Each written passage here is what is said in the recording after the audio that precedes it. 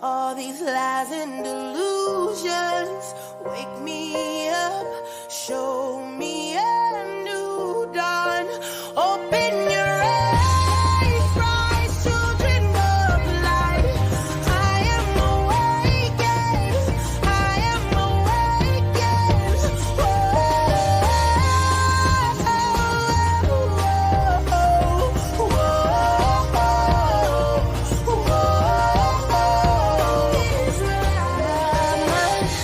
All these lies and delusions wake me up, show me a new dawn.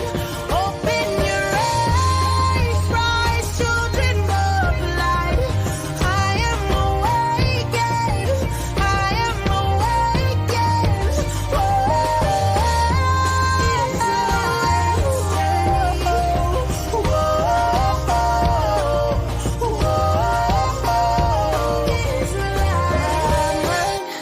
All these lies and delusions wake me up, show me a new dawn.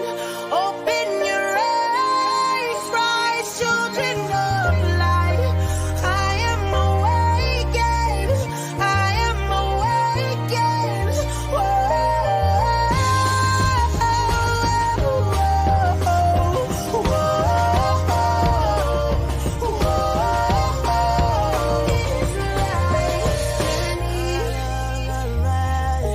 Clear my mind and my soul.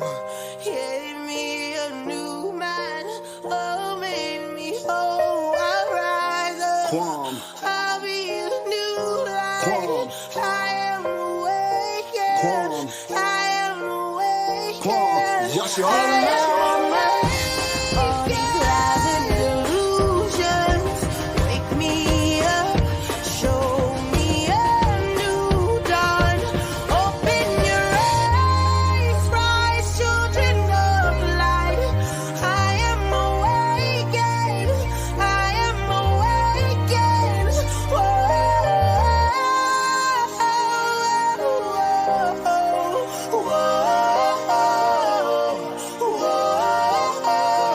Israelite's journey. Shalom and blessings, family. Shalom and blessings, Israel. All praises, honor, and glory to the Most High first and foremost. I hope everybody has had a good, restful, and praiseworthy time in a Shabbat where they praise the Most High and got their studies on and rest. Today we got a presentation for you, a build with the brother Cornel about the 400-year prophecy.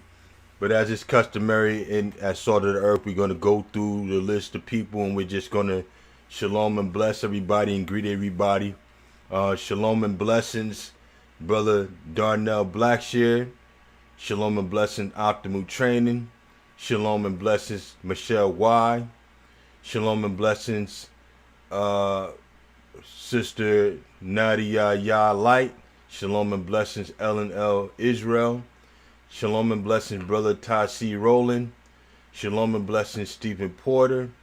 Shalom and blessings, Marcella Smith. Peace and blessings, Chris Kane. Peace and blessings, T. Brown. Takiya Banks. Shalom and blessings, Sister Rachel, Yah's daughter. Shalom and blessings. Albany, Georgia. Glad to have you back again, family. Shalom and blessings. Jamal McBride. Shalom and blessings. Linya Yisrael, shalom and blessings, family. Stephanie Ross, shalom and blessings. Yashadik Yisrael, shalom, family. The Most High Servant Daughter, shalom and blessings, sister. Dallas Mayo, shalom and blessings. Beep, beep, get out the way. Get out the way. Yeah, shalom and blessings, family. Smitty Kwapal, shalom and blessings. LC, shalom and blessings. And Shiloh, shalom and blessings, family. Today, we got some more. We got Uptown Girl, Zoo Love, and 300 and Walter Bell. Shalom and blessings, family. I hope everybody's doing well today. We're going to have a nice build today. and Sister Nisi Lewis. Shalom and blessings. We're gonna have a nice build today. Today we got the brother Hal Goodwin on, brother Cleo. We got the elder Kadar. Also, we got the brother Ibri Eric on here today. We're gonna have a nice build with the brother Cornel of Jacobs people. Um, Everybody want to go through. Go ahead and give your greetings, brothers. Anybody want to give a greeting? No one. Yes, shalom, blessings to each and every one that's on the panel and to the chat. Um, I'm looking forward to hear this brother. Uh, we just pray and hope. Well, we pray and hope that our deliverance is near. And it's the reason I'm saying that because I heard some disturbing teaching earlier this morning. I'm not going to get into that, but we just pray and hope that our deliverance is near. Amen.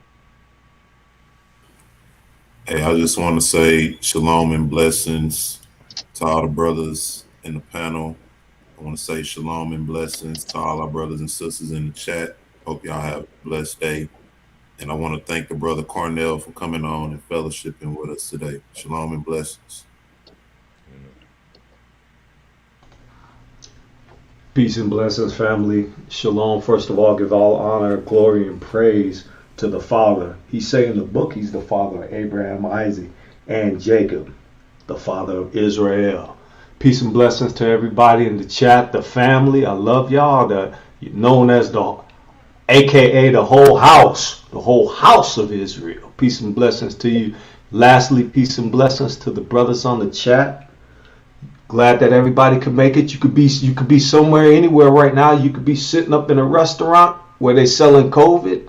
You could be at the getting ready to go to the Laker game, or you could be on TV flipping through channels. But you decided to join Salt of the Earth, and you are Salt of the Earth. So I appreciate you being here. Just want to say peace, love, and blessings to everyone. Brothers, thank you so much for allowing me to be on the panel today. Really, really appreciate it. Everybody in the chat, peace and love to you. Really excited tonight to hear our brother Cornel. It's always good to talk about the 400-year prophecy and the ending of our captivity to come. So peace and blessings, everyone. All praise to the Most High. Brother Cornel, did you have anything you want to say before we get into this? Yeah, I just want to say I'm just very thankful for well, shalom everyone, and peace and blessings to everyone. And I'm just thankful to be here, excited to be here. Awesome.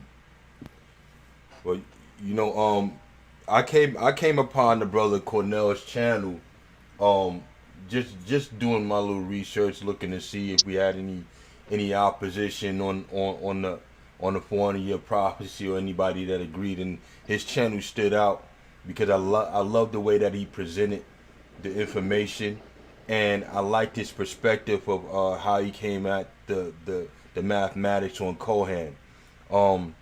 But just to get a little background on the brother, can you give the people a brief synopsis of your background, brother? Absolutely. So I actually served in the ministry in the church, the Christian church, at one point. Well, let me even back up. So I'm initially from Ohio, and I currently reside in the East Coast right now. I didn't grow up in the truth, nor did I grow up in the church. And so for me to I guess feel a call to ministry was really significant, I guess. I had the opportunity to play sports, and sports was a vehicle for me that allowed me to become educated, to go to school and all of that. And through really it was through trying to figure out the whole sports thing is where I first, I guess, heard the call, to say the least. And so I went to school to study Christian academics. You know, my undergrad is in Christian ministry, and I also have another degree that's in Christian leadership, and so I was all for it, right? And once I graduated, I knew for a fact that I had to do something. I knew for a fact that, you know, I had to share the word, and so I got into the ministry. You know, did some work within the community. They call it the at-risk community, and then I also did some work for the church. I was a pastor. So, what I would like to know is what was that like for you? What was your transition in like from being a pastor to really getting to understand that you was an Israelite? What was it? You know, was it a tough thing to do, or you know, what was that experience like? I mean, it wasn't tough at all. For me, it actually made it, I guess, easier in a sense because, you know, I was very familiar with the scripts, and so I was able to, um, you know, uh, find scriptures that would be able to prove what I this new faith that I had discovered.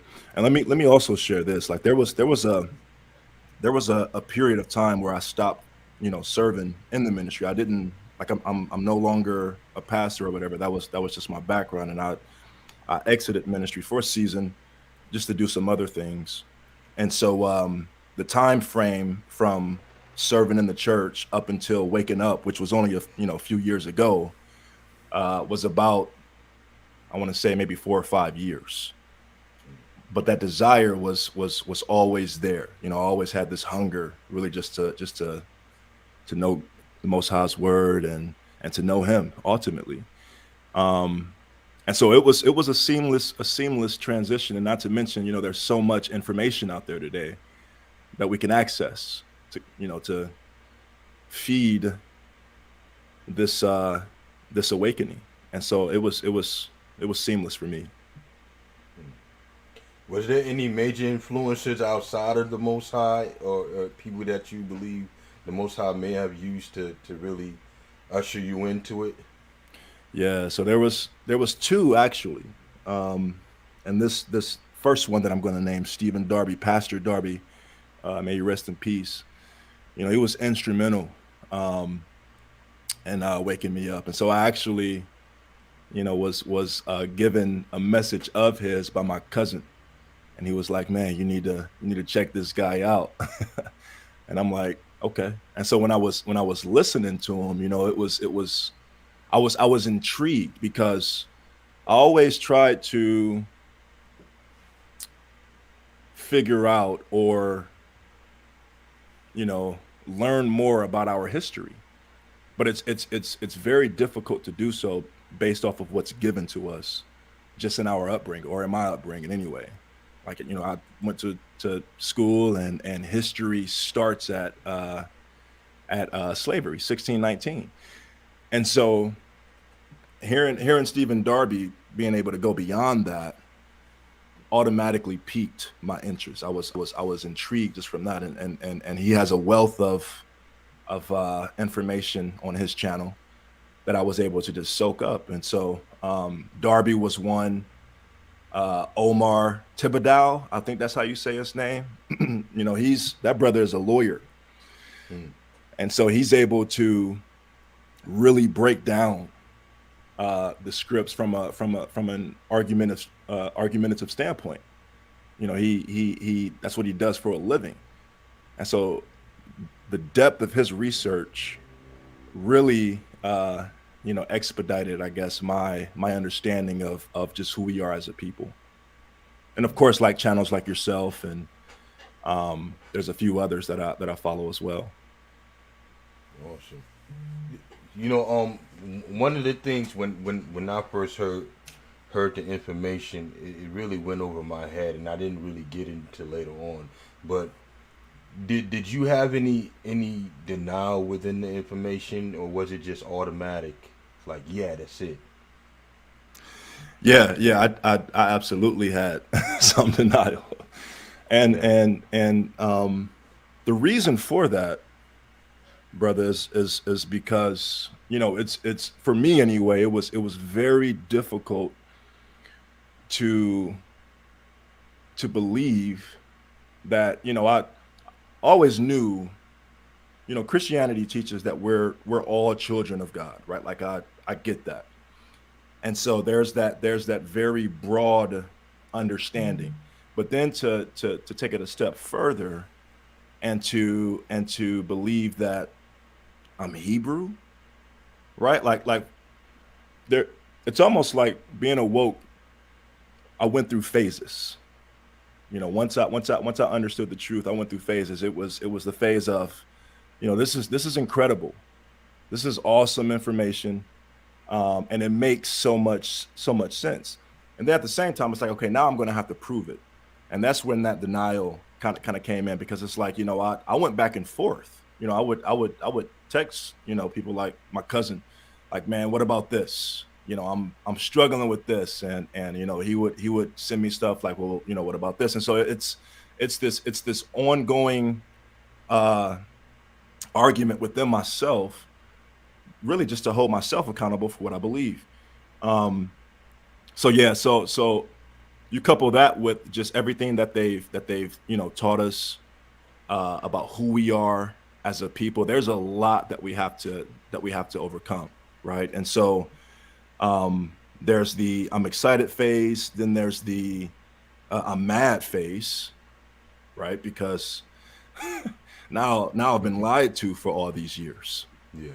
and somebody has to account for this, right? And so I think I'm still in that phase, but I don't know what you would call the next phase that I'm entering in, but it's more so just now I just want to share it with the people. You know, I just want to have be a part of a community of like-minded people, like you know, yourselves and others, and try to get this truth out. Do you have a lot of sisters and brothers, or what?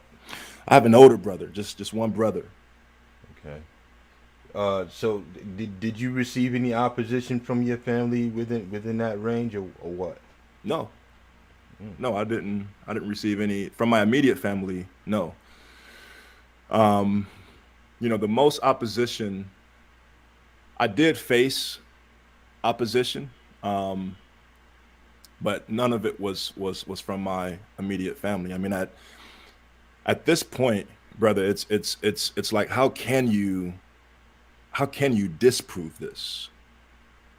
Like it's so obvious, right? Hmm. uh so no, I didn't experience a lot of opposition. And if I did experience opposition, it was mainly from people from, you know, the church. But what are some of the things that the people in the church was saying to you concerning Yeah, concerning so this? yeah, so primarily um on matters about the law, right? So I have this appreciation for the law, because now, or before, that's not what's taught in the church. You know, it's the law is done away with. We don't have to do that. And how I look at the law today, really, it's a code. It's a code of living, because you know, Christianity. And I'm not, you know, I don't want to make it seem like I'm the guy that's speaking about, you know, all things Christianity. Like, I'm not trying to bash anything or anything like that. But Christianity, as it related to me, let me say that it taught me that, you know, there's like, I can receive Christ, and then I don't have to do anything, Hmm. right? I don't have to do anything. Well, the law, and I'm continuing to learn the law. It gives me something to do. It's like a code of living. You know, just the basics of the law, right? Honor your mother and father. Hmm. You know, what's wrong with that? There's absolutely nothing wrong with it. And so you know, there would be opposition about the law. There would be racial opposition about who we are as a people. Again, primarily from people within the church. Um, Specifically, there was some opposition uh, with this 400 years prophecy as well. So yeah, there was definitely some opposition that I faced. Hey, You know, I'm sorry. Go ahead, let me brother. ask a question real quick. When you were in church, if you don't mind me asking, what what demographic were you dealing with when you were in church, when you were trying to deal with the truth about the identity? Yeah, so it was it was really from both sides, black and white, so-called black, so-called white. Uh it wasn't it, there wasn't one specific people group.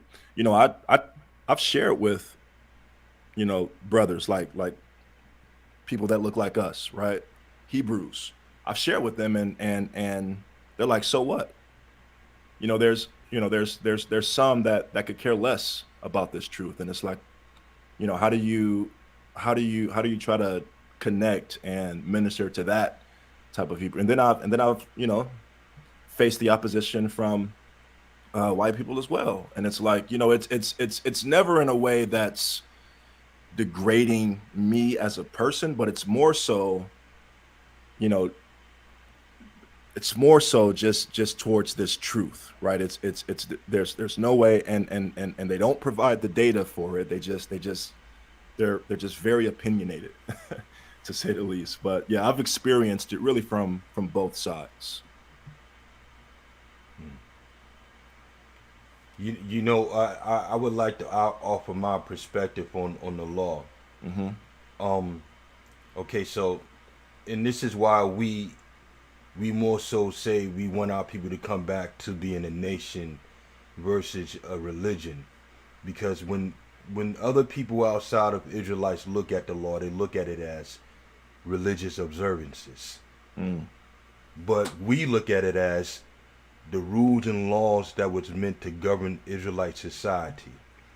The same way that we have constitutional laws here, Hmm. the Israelites, the Ten Commandments was the constitution for the Israelites. When you talk about 613 laws, these laws were meant to, some were circumstantial, some was meant to govern the priesthood, some was meant to govern different professions that people had Mm. within that society.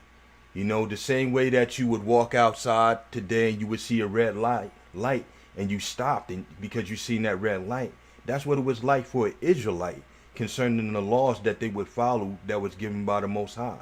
These Con. laws were meant to govern us as a people, as a nation.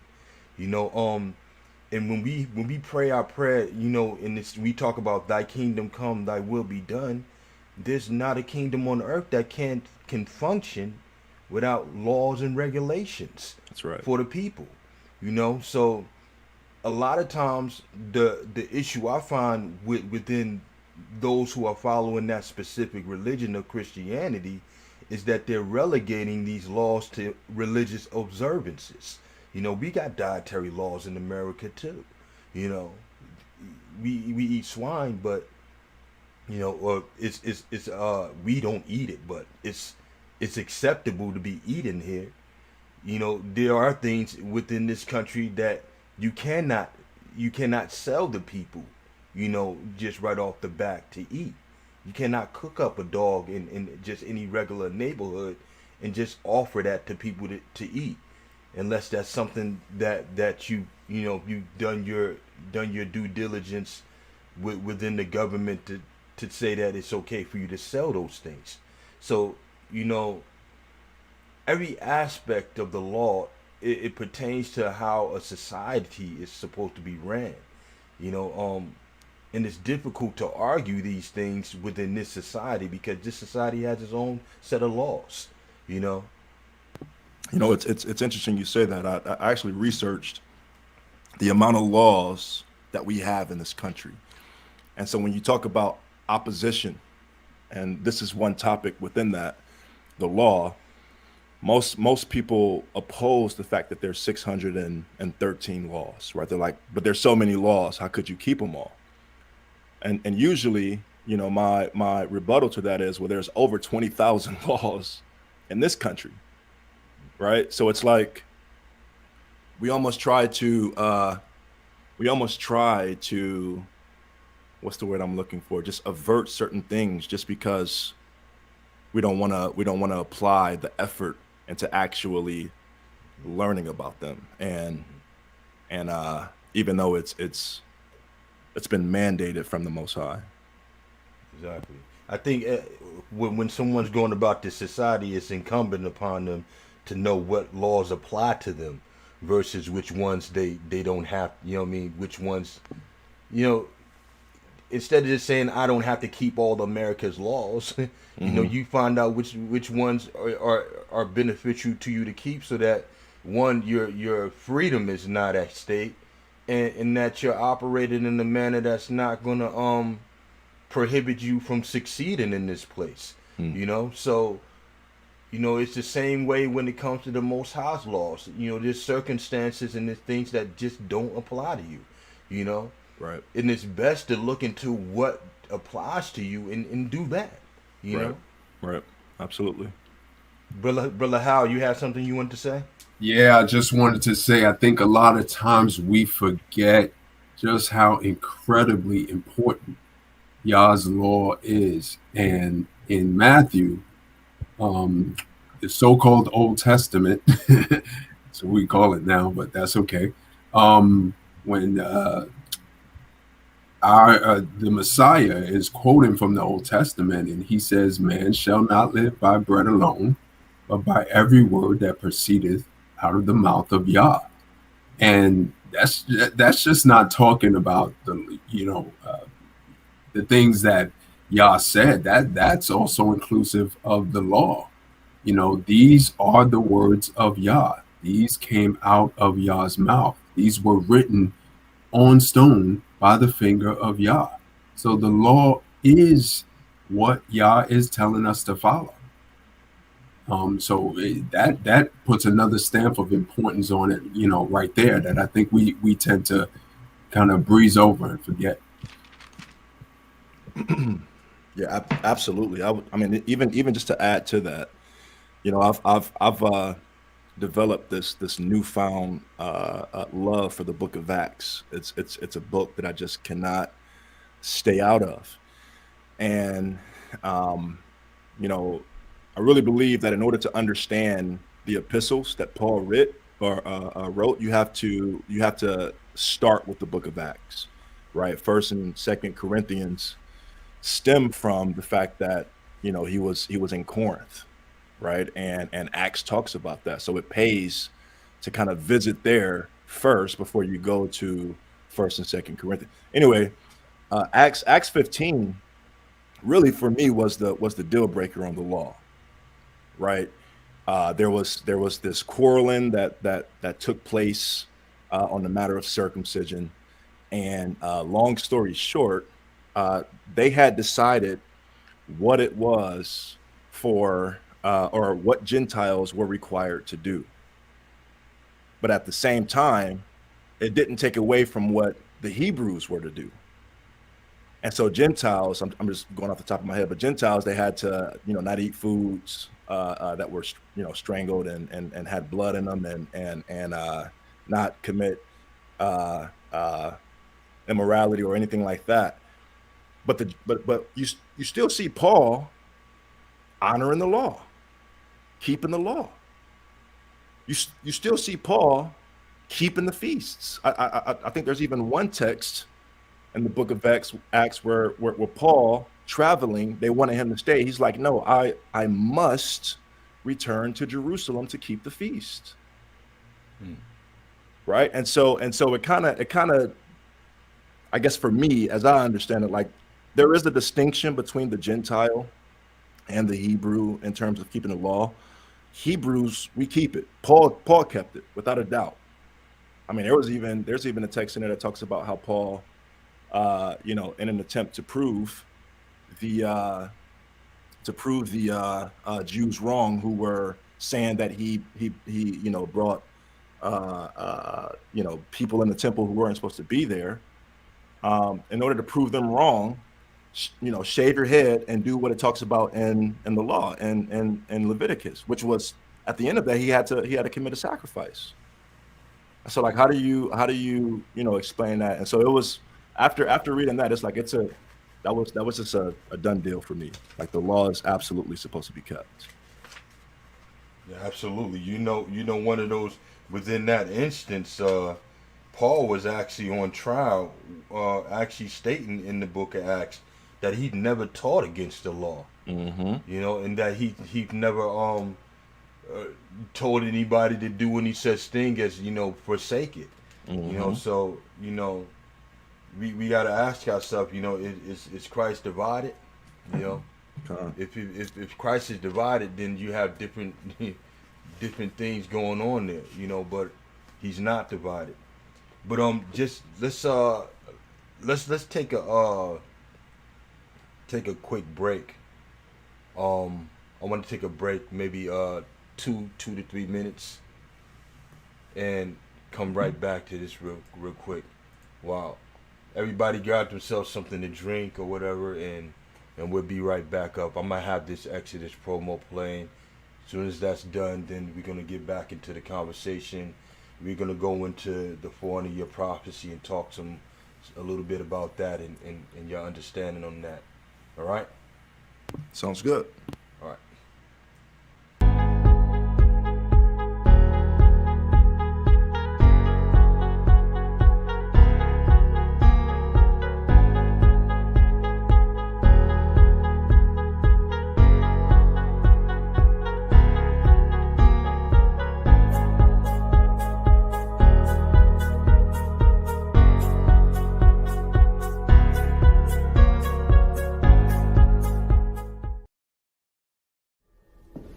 The world assumes white people are naturally good.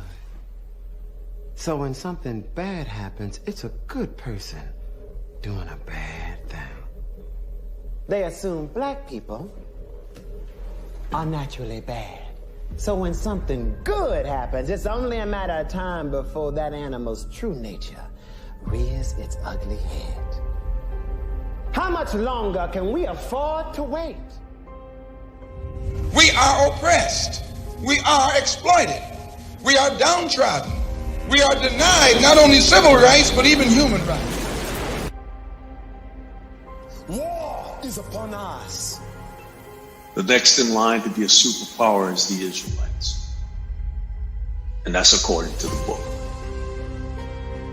400 years prophecy spoken unto Abraham by the Most High is speaking of this current captivity. Now, for those who say that this prophecy is referring to ancient Egypt, is if he meant Egypt, why didn't he just say that in verse 13 instead of saying your seed should be a stranger in a land that's not theirs?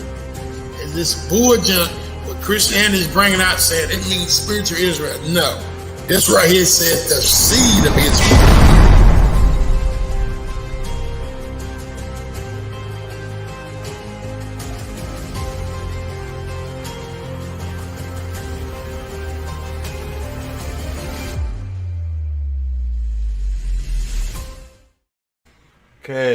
Okay. We're back. Everybody here? Yeah, I'm here. Sign in. Present. Sign off. Present. 10-4 present. All right. Brother Howard here? Yeah, I'm here, Brother Barney. All right, great. Okay, so we just went into a little bit of the brother's background. Now, we want to talk about the 400-year prophecy and how the brother came into that understanding and some of the things that really stuck out to awaken him to that. So let's start off by saying what type of information really brought you to that understanding? Was it just reading the book, or did you see anything in particular that kind of caused you to look a little bit more into that information, Brother Jacob? Brother Cornel. Yeah, so it first started with the Genesis 15, Most High says 400 years. Exodus 12, I think it's verse 40, there's 430 years. And so I remember coming across that a few years ago and doing some research online and just seeing like there's a lot of tension there. Like, people can't solve that. And so that was the beginning. I think if I were to even go beyond that, I've seen the movie, the Exodus movie with Charleston Heston. They play it every year, right? And so that was my probably the first data point where I heard something about a people being enslaved and they would be freed after 400 years. And so after coming into the truth, again, Pastor Darby, he talks about it. And then I started to do my own research within that.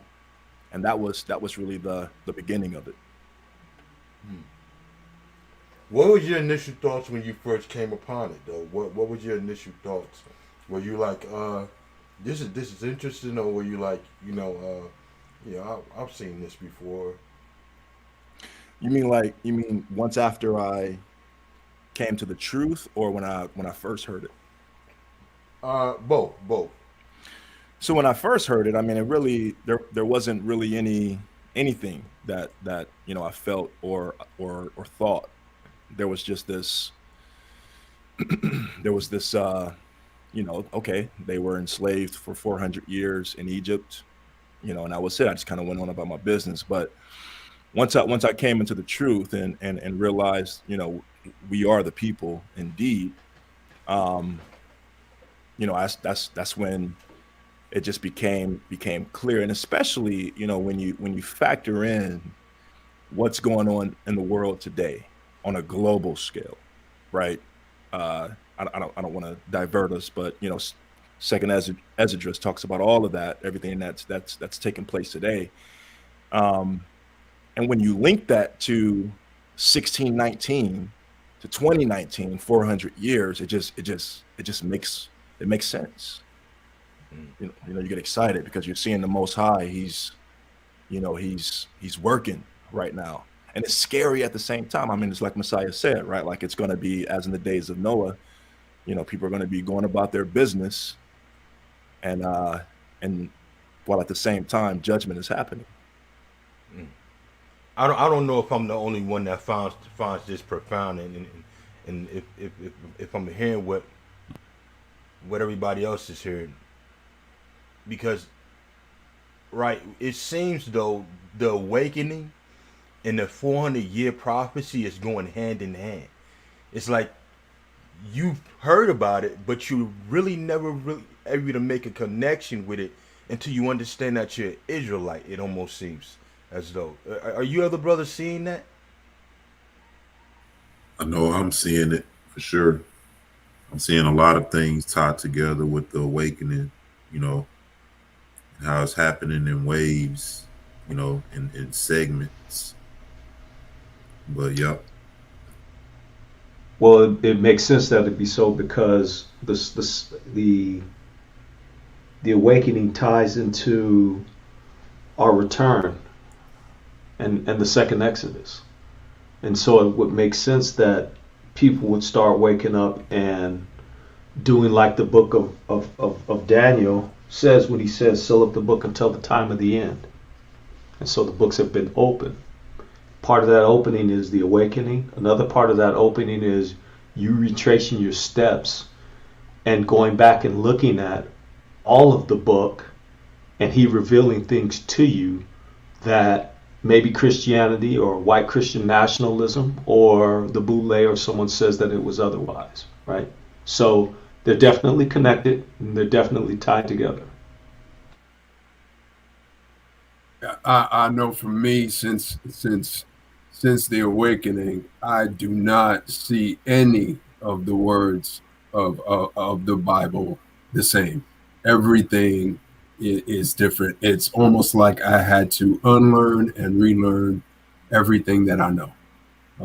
It all seems new to me. Wow. Did you have something you wanted to say, brother? I mean, yeah, it's scripture being fulfilled, right? Baruch 2:30 is what came to mind.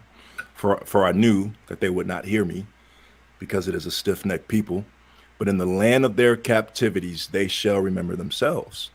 And it's a beautiful time to be right now. Let's just say that we are in some exciting times, and I'm thankful that I just get to watch the Most High do his thing. It's incredible. All right, so what was the single, and I just wanted, what was the single one piece of information, the single piece of information that you came across that really solidified it for you that the 400 years was us? What was that for you? I think Just personally. yeah, it was Deuteronomy 28:68. I'm sure we're all familiar with that, and it's the emphasis on the ships. The ships is what started 1619, and so that was, you know, I mean, I can do a deep dive on that, but I'll you know, I want to honor the platform. But for me, it was the ships, seeing the prophecy, and also the link to Egypt. You know, I've been to Washington D.C. I've seen the monuments there. You know, the dollar bills. I mean, you can't deny that. You can't deny that this isn't the second Egypt. So factoring that along the lines of the ships, of how our people came here, it was a no-brainer. It's a no-brainer. And then 400 years, you know, 1619 and 2019. I mean, we all know, you know, what Trump did, the bill that he signed commemorating the 400 years of our people being here. I mean, the brother talked about Daniel earlier. Daniel was a you know, godly man in a political environment. And so the Most High is I don't want to say is definitely into politics, but he uses it, right, to bring about his purposes, which is probably one thing you can also say about the book of Daniel. So politics, ships, and Egypt. You know, we really find the most opposition on that amongst Hebrews, and the reason why is because it's really no arguing with the numbers. You know, the numbers don't lie. You know, the math is right there for you to look and see. You know, first thing you want to do is you want to find out, you know, how long they were in Egypt. You know, and all these things really hinge on whether or not you believe God is accurate in his sayings of what he declares as far as the amount of time. You know. So Hey, yeah, I'm sorry. I want to get you brothers' thoughts on something before we move forward on that HR 1242 bill. The brother Cornel mentioned the amount of laws that's on the books here. You have thousands of laws, and this bill was made a law. And so I just want to get y'all perspective on what do y'all think this bill is gonna be a reflection of, because we know that all bills that's made laws are on the books and they can use them. You know, that's why we have we mentioned black code laws. These are laws that's still on the books that serve as a means to sort of give them liberty when they do violence to us. But what do y'all think about this bill? Is it just a vague bill, or because nothing was really explained in the bill? All right, so this is this is where I'll go with it. Hold on, let me grab this one scripture. All right, and as soon as I grab it, you'll see what I'm talking about. Hold on, I got to get the right version.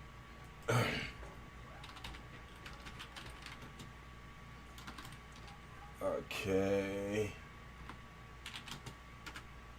All right, so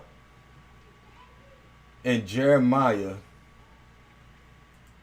23 and let's say 23 and 6, and I'll start from 23 and 6 and I'll go down to 23 and 8, and it says, "In his day both Judah shall be saved, and Israel shall dwell securely. And this is his name, which the Most High shall call him, Josedek among the prophets. Therefore, behold, the days come, saith the Most High, when they shall no more say, the Most High lives, that brought up the house of Israel out of the land of Egypt." Hold on. It says, but the Most High liveth, which brought up and which led the seed of the house of Israel out of the north country and from all the countries whither he had driven them, and they should dwell in their own land. Now I'm saying that because this testifies of a certain record going forth. This testifies that an acknowledgement going forth of the children of Israel being somewhere for a certain amount of time, and the Most High delivering them out the same way that he did when he delivered their forefathers out of the land of Egypt. That's what I believe that HR 1242 is a record of us being here for a certain amount of time, and really connecting us to that understanding within Genesis 15 and 12 through 14 of us being in the land not our own for 400 years. I believe that's a record put forth, a law put forth, an acknowledgement put forth. And I guess I asked that because, when it happened, those of us who are aware of this prophecy, that's one of the key things that gave us hope that this thing is true. I just looked at it as a sign that the prophecy is true, one of the many signs. But a lot of people act like this is something we asked for, saying that y'all think y'all gonna be free because of Trump and all that. And it's like, man, we didn't ask this man to pass no bill, no vague bill that don't really explain anything, other than we've been here for 400 years. And what would be the significance of even acknowledging that if we've been here longer than that, or if we were already here? He didn't mention in the bill that this is a fulfillment of prophecy and that the Most High is going to come get his people. It wasn't nothing like that. But most people wouldn't even recognize that as being significant biblically. Even Israelites didn't. A lot of Israelites didn't recognize that as being significant biblically, just based off of the fact of them saying what they said. Well, you think Trump's going to say? Nobody said that. Right. But it is an acknowledgement. It's an acknowledgement of how long we've been here. And if you couple that acknowledgement with the fact of that they didn't dwell in Egypt for no more than 215 years, then just through process of elimination, that would steer your eyes towards this way, towards this time. To say, well, it seems as though this prophecy is really happening on this forefront, like it was written. But Brother Cornel, what are your thoughts on that? Yeah, so I like the scripture that you brought out. I think I would go with it. I guess I would stay within the Genesis 15 prophecy, right? Because there's also a part of that that is yet to take place, and that's that of reparations. The Most High specifically said that he would, after he judges the land, that he's gonna, that they're gonna come out with great wealth, right? And right around 2019 is really where you began to see those conversations begin to take place. People like Tanashi Coates. I don't know if you guys are familiar with him and some of his work. But the Most High used this brother and had him in Capitol Hill, alongside what's the actor's name? I can't Samuel Glover or Danny Glover. Samuel Glover. Danny Glover. Yeah. Danny Glover, yeah. Like they were in Congress, together, trying to explain why this needs to happen. And so I think marking that time frame, Trump marking that time frame is just like the brother said, and I love how he said it. It's like we didn't ask for that, and it just happened. And also the fact that you said that he didn't put anything specifically in there. All it says is that they were here for 400 years. Like I love that. That's but at the same time, that's exactly what that bill is meant to do, right? It's marking how long we've been here. And so I think it's just really gonna flow into the next phase of this prophecy. I don't know what the next phase of that prophecy looks like, but they're definitely talking about it. There's actually a committee right now that sits in DC, and their one job, Tanashi, once he came on board, he's like, I can't do anymore. I gotta move on and do other things. But as a result of his work, they've established a committee that have committed to studying reparations for our people, which again ties into that Genesis 15, that great wealth. Absolutely. Did you receive any opposition the way we did when 2019 came?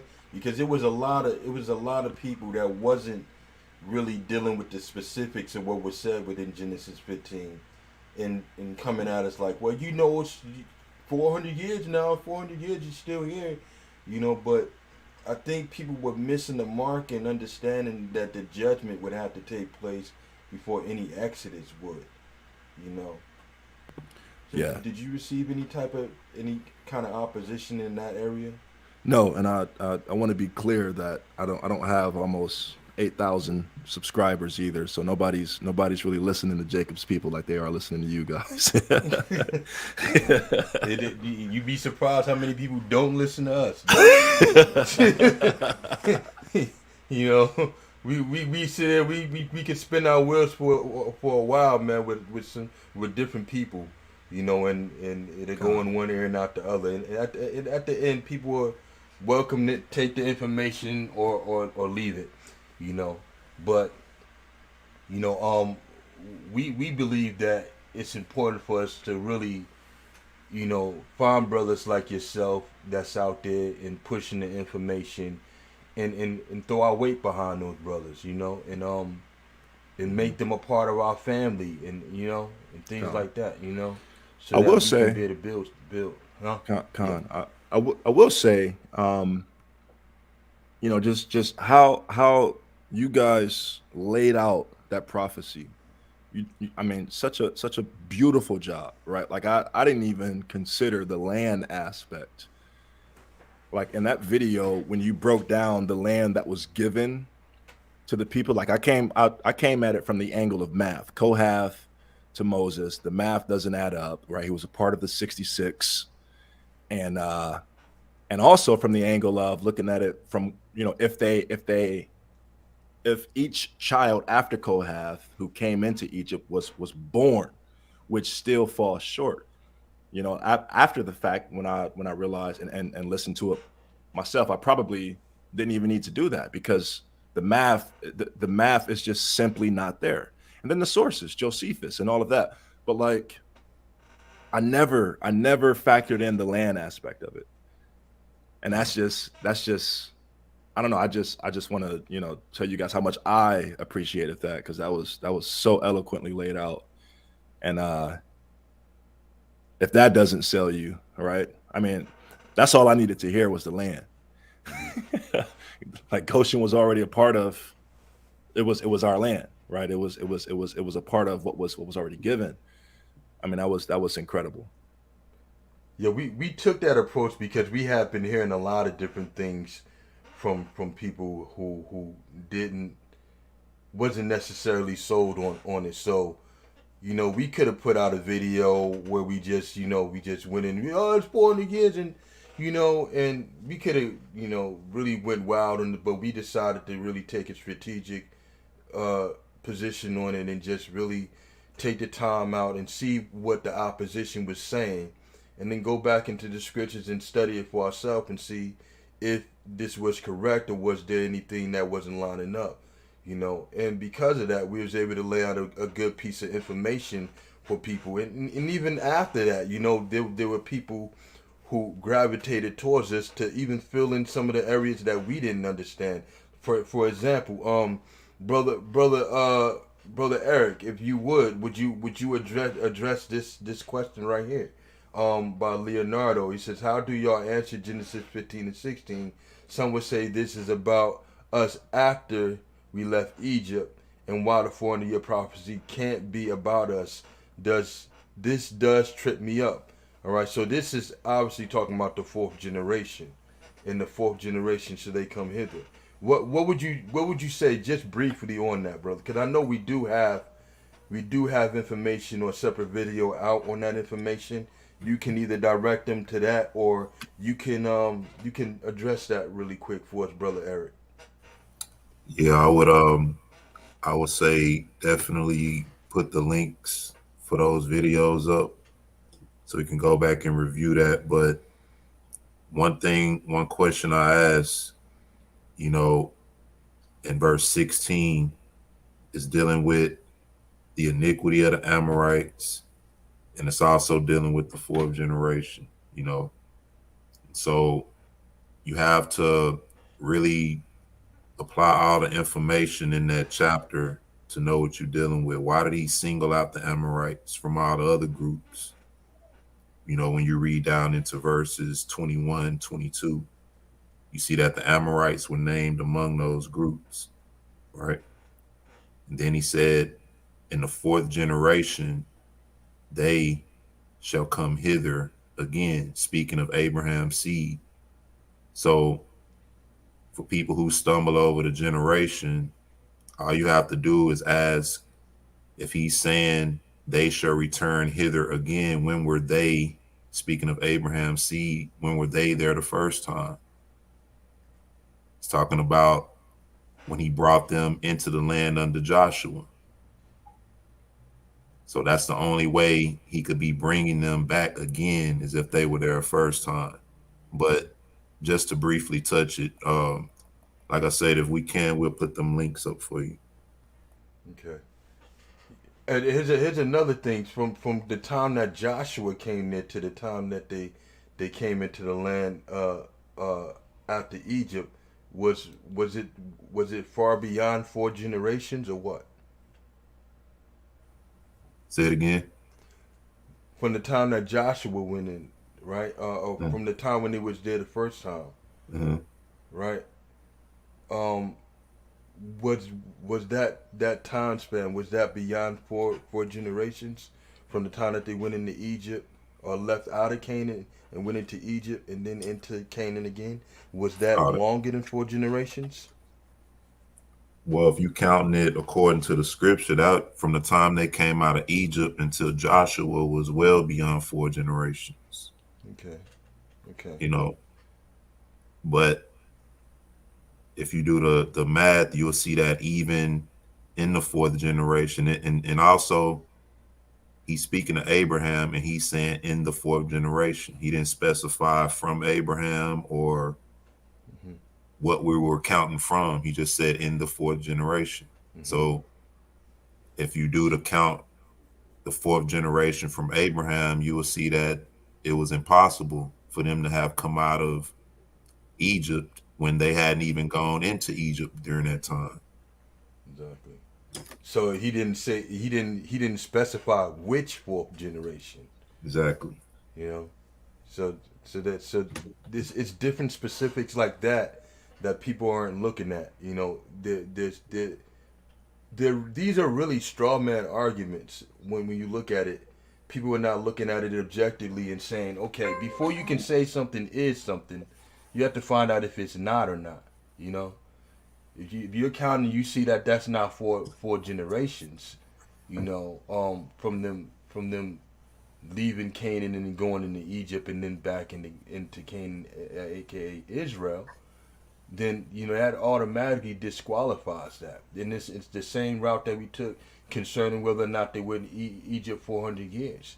If we're looking at them being in Egypt for 215 years, in the affliction starting around the time when Moses was born, you know, we can say without a shadow of a doubt that they were not afflicted for 400 years because the specifics of the verse says that they shall afflict them for 400 years, right? Right.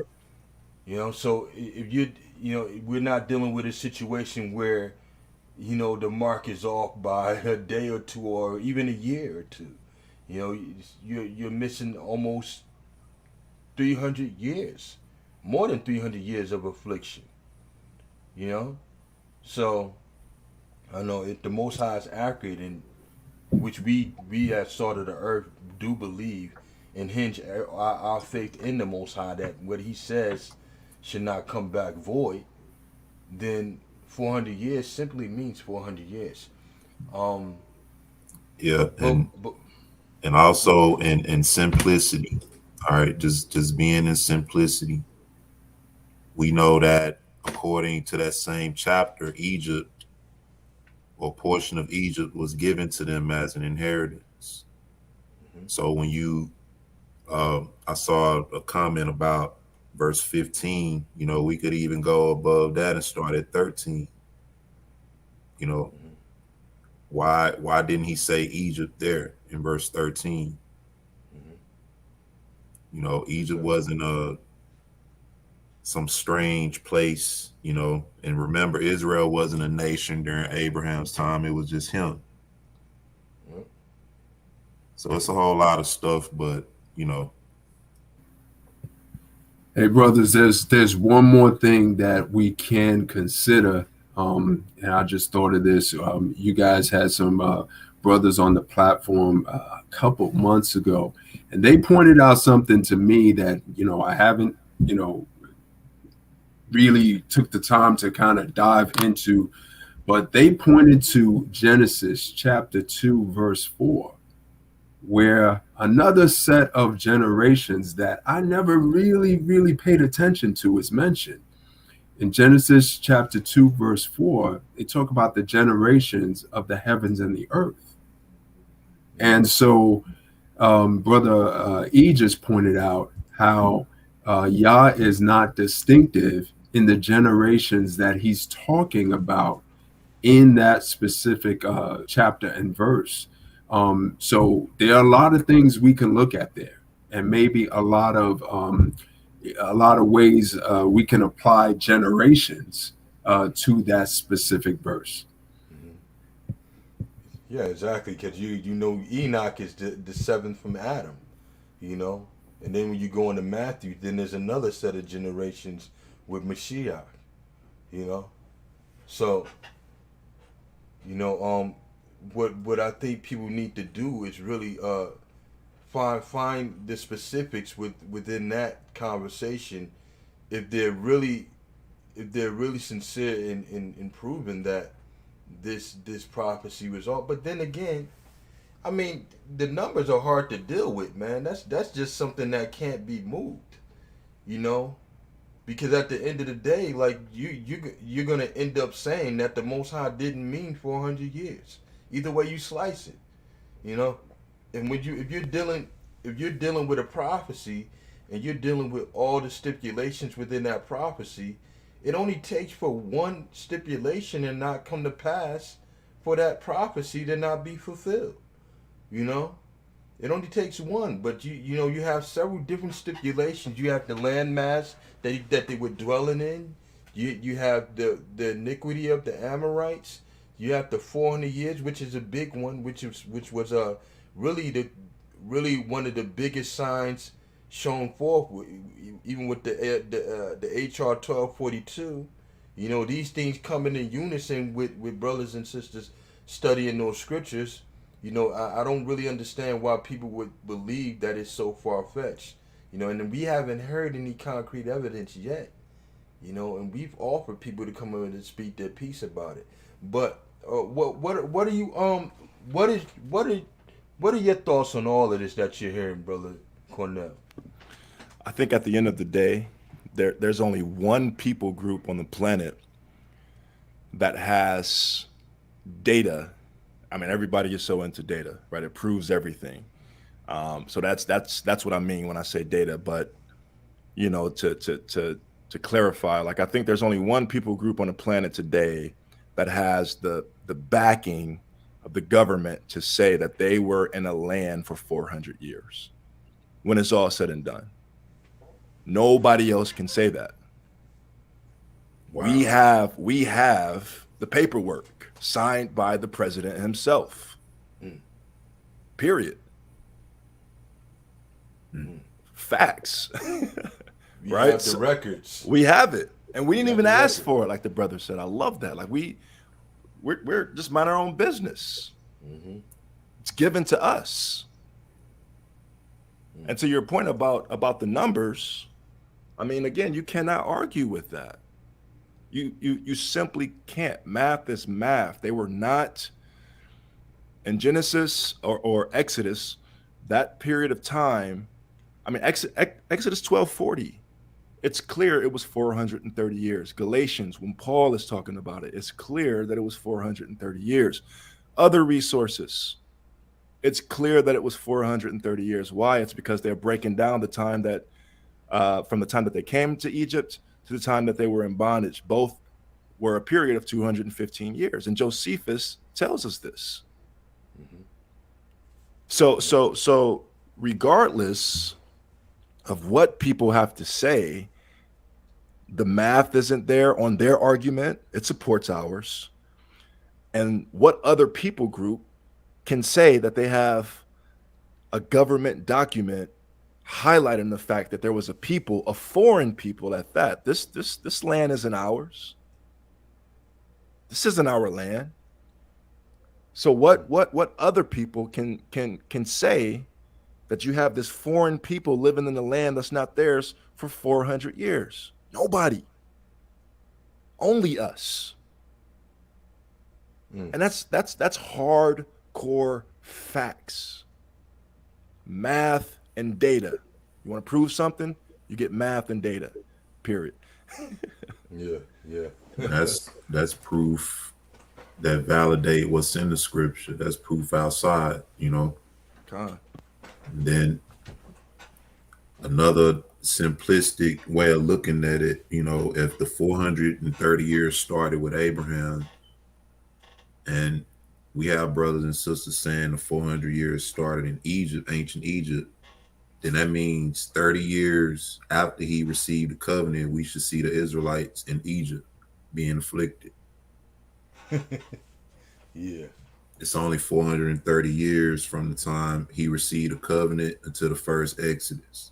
So 30 years after he received that covenant, we should see the Israelites in Egypt being afflicted. Yep. Isaac wasn't even barely born then. He wasn't born. He was at least 5 at the least. I'll give him that. But Israel wasn't born. Jacob wasn't born. None of the tribes. You know.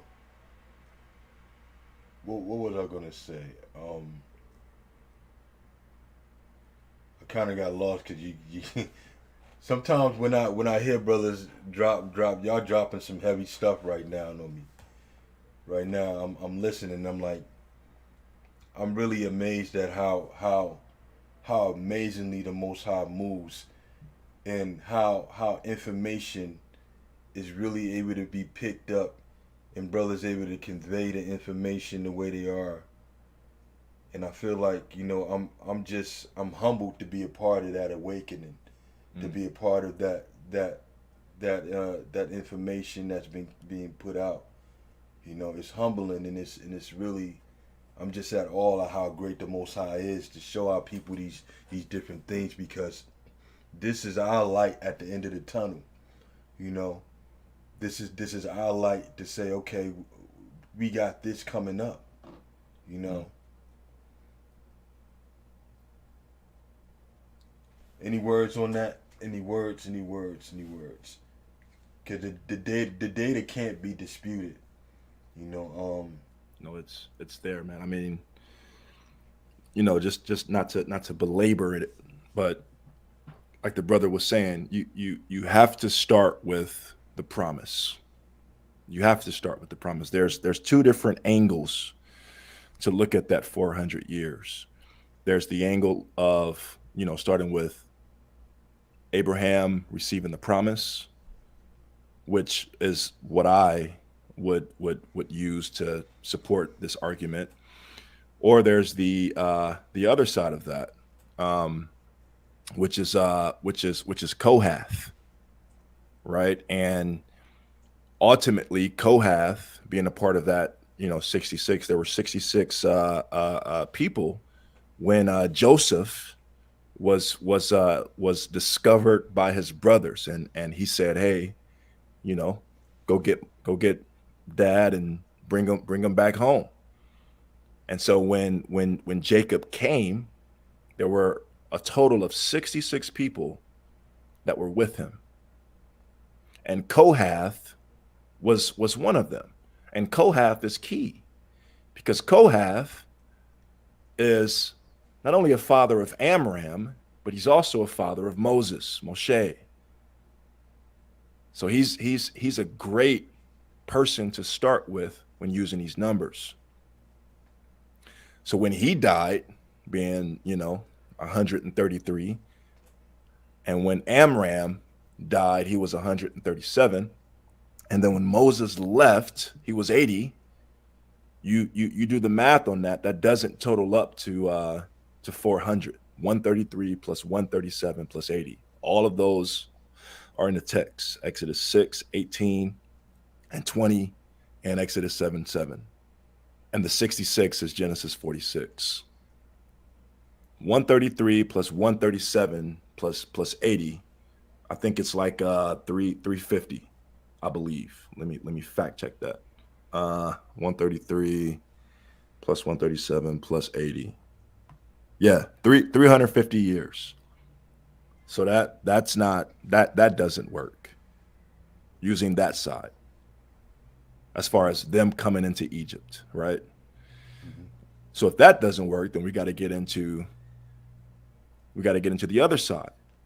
Well, when was the promise received? And that's what Paul in Galatians is talking about when he quotes the 400 years prophecy, but he mentions 430 years. Mm-hmm. So if Paul is starting from the promise, then you have to factor in Abraham when he came into Canaan. He was 75, and like I said on the video, 25 years later, I say promise is born. And his name happens to be Isaac. So you got that 25 years when promise is born. That's the clock. 60 years later, right? Isaac comes, or I'm sorry, 60 years later, when Isaac was 60, Jacob was born.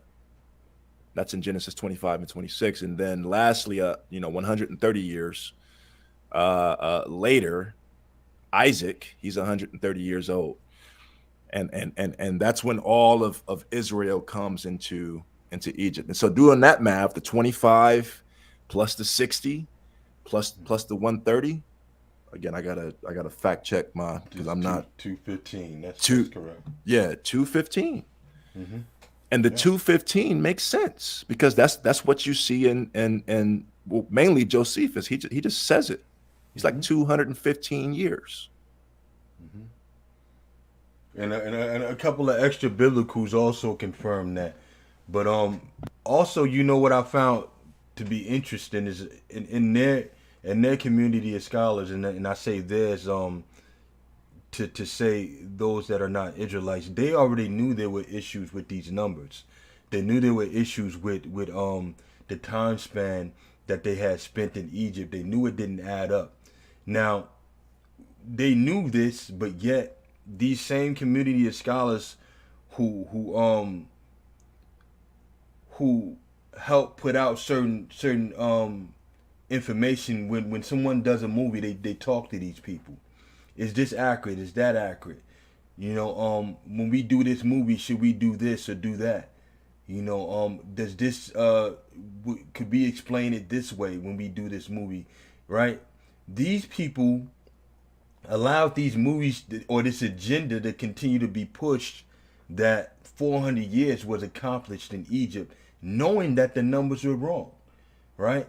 And not only that, they set forth a program into people like myself and any other brother that was born in my era to see that time frame in Egypt as being 400 years through the propaganda of movies. The Ten Commandments, right? Before I even read a Bible, I knew about 400 years in Egypt because of that movie. Yep. You said, and then it's the same way that they used, the image of Caesar Borgia to make our people like, okay, yeah, that's Jesus.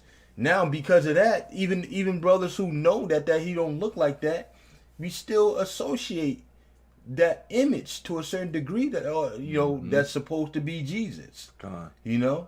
So they use these images in these movies and these pictures to convey a message or subliminal messages within the minds of our people that they want them to be beholden to.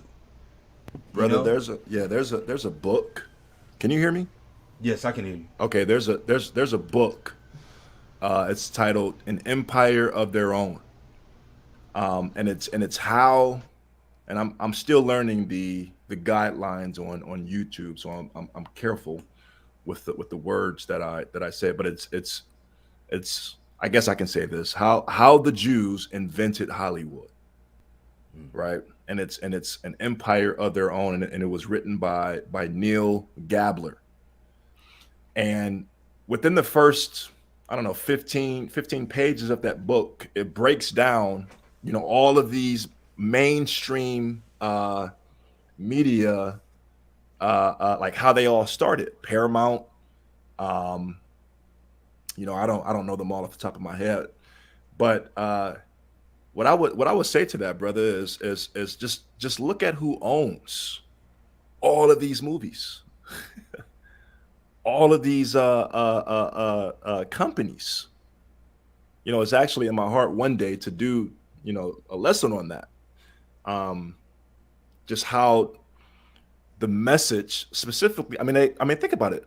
The Exodus movie or whatever it's called, the Ten Commandments movie, like it's pushed every Easter. Mm-hmm. Every Easter. Why? Why do they do that? Coming into this truth for me has really taught me, and it's still teaching me to start asking questions, to not just accept what's given to me, but to start asking questions and to increase my knowledge. I mean, we know what the scripts say about that, right? How without it we're going to perish. Proverbs. or not having that knowledge of the Most High. And I can't think of the script off the top of my head. I'm sure you brothers know. Because we wouldn't seek him. We don't have the desire. Like having this truth is just continuing to teach me that I just need to always be learning. And when you Google, the owner of Paramount and all of these Hollywood, what's the word I'm looking for? Mega houses. I'm sure there's a much better word to use. Then you begin to see why they're feeding us this stuff. Is the point of all of that? Mm-hmm.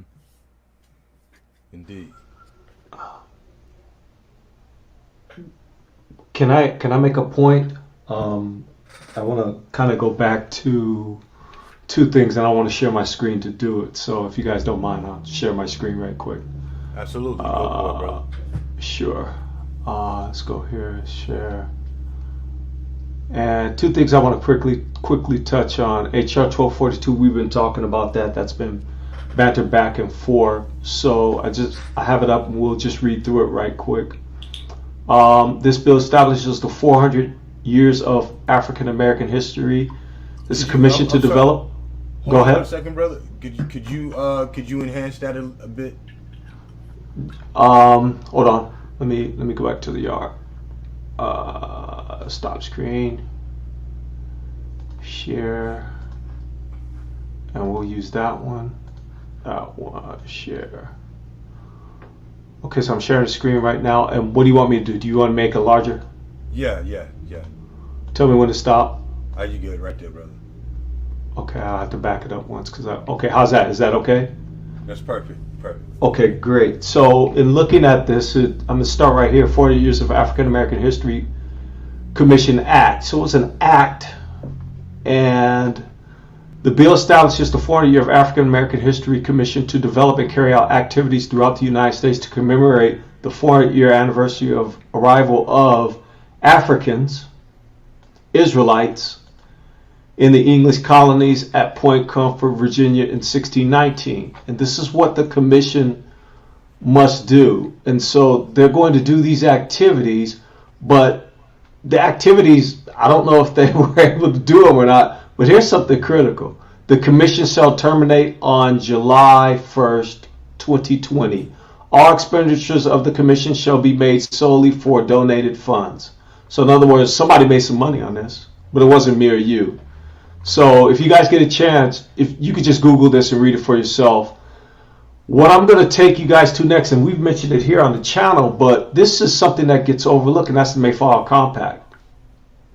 Now, I'm not going to read the Mayflower Compact, but the Mayflower Compact was signed November 11, 1620, a year after supposedly the first so-called Africans or the African Americans or the Israelites got on the shore.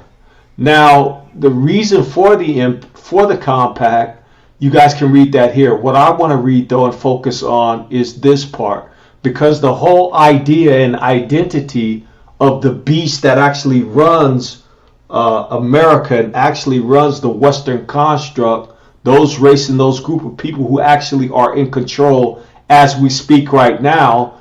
What did they say they founded this country in? They said they founded it in the name of this entity that's in caps right here. And then they use this phraseology right here. And then they go on, whose names are underwritten, the loyal subjects of this entity right here, by the grace of another entity right here. And then they list nations. But then the biggest thing that they say this, glory to this entity, whoever that entity is, but then they also say the advancement of this thing right here. Now, you guys can read the rest of this if you want, but I've read all this and brought this to say that if this nation is a Christian nation, and I agree it is a Christian nation. America is 100% a Christian nation. And so if you go by the tenets of the book, and these are just and righteous things, equal laws, ordinances, acts, constitutions, and offices, That's all righteous acts, right?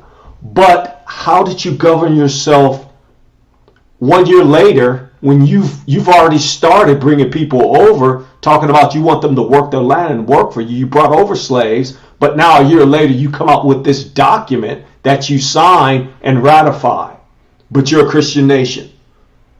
So what America has done is they've mythologicalized them being a Christian nation and them being a righteous nation as if they have something to do with the Father, which they don't.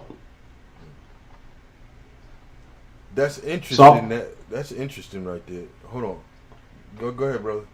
No. You can rock out on this if you want, and then I'll stop sharing my screen. Now, I just briefly, someone actually mentioned a video that I had been watching, and I haven't got all the way through it, but I kind of cut it because it totally veers off the whole fact that our people are the Israelites. It says the YouTube channel that published a video today, 400 years is tomorrow, 21 November 2021.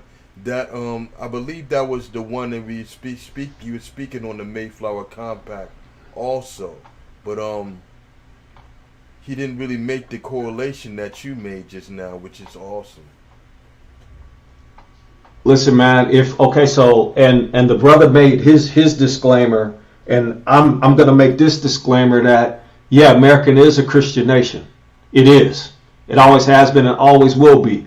But now the question is, what does it mean to be what is a Christian nation, and what's their tenets that they go by, and what is their not only their tenets, and now I'm starting to get into what we're going to do on Kingdom Conversation, but I'm going to leave it there because I don't want to spoil it. But I will agree with anybody that says America is a Christian nation. However, with this caveat, is the father of the Bible the God of the Christian nations? And I yield. Because I just nuked somebody.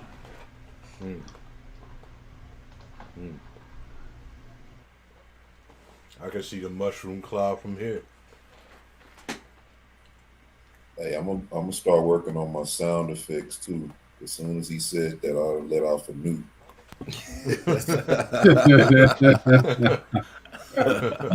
3, 2, 1. We have liftoff. You know, you'll see this information not even being touched. They don't touch it because they know it's a can of worms that go along with it. You know, because if those people don't fit the prophecy, then you know. And that's interesting too, because a lot of Israelites was like, yeah, they want y'all to believe y'all gonna be here for. How did it benefit them for us to believe that we've been here for 400 years? You know, in order for them to be doing that, it's like they would be actually saying that the other people are not the Israelites. You know. But then if it's not true, then why are they documented it in their records? You know, if we've been here already and it doesn't apply to us, why are they documented? You know, and then if you 20 years out of grade school like me, you know that 1619 has always been a set date for when the so-called slaves were brought over here, or when they were brought over here as slaves. Mm-hmm. So it's nothing new. You know, we always receive the most opposition on every front whenever we say something. You know? Nobody ever challenges the other people. We're always the ones being challenged on everything that we say. You know?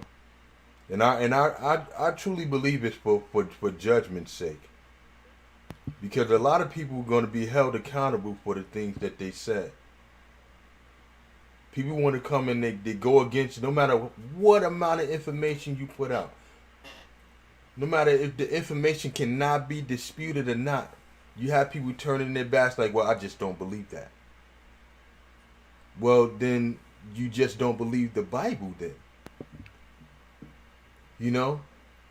Yep.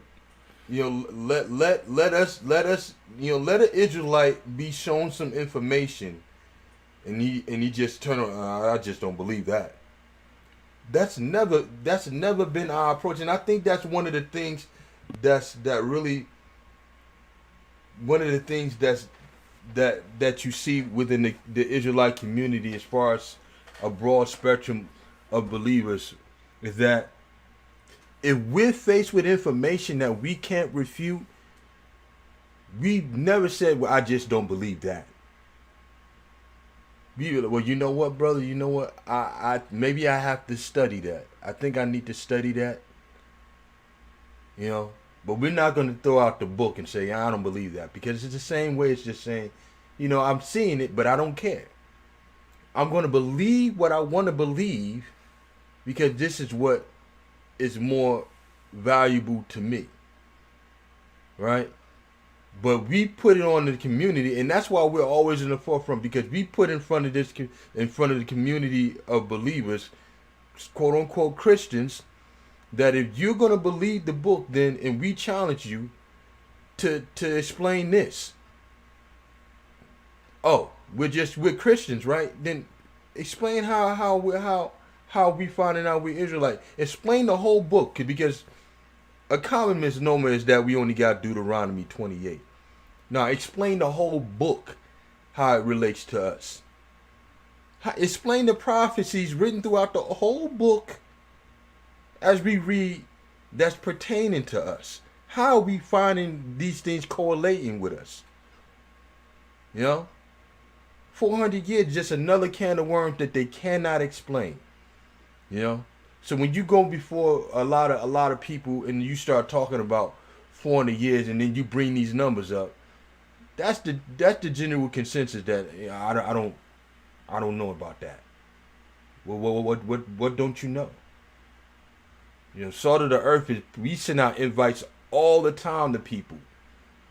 Hey, okay, come in dialogue, explain your point of view. How long we been doing this, brother Cleo?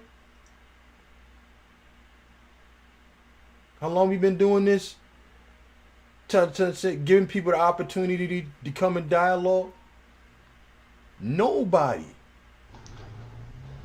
2015?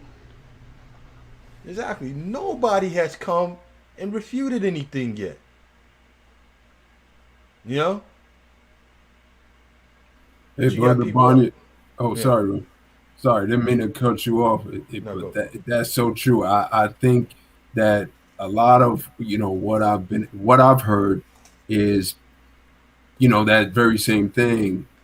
All we have is Deuteronomy 28, and we take you guys have done it over and over again.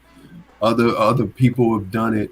Take them to so many other scriptures that show that we are the people, that no other people on the face of this earth historically could have gone through and survived what we went through and survived. And over and over and over again, they keep bringing up this charge against us to prove it.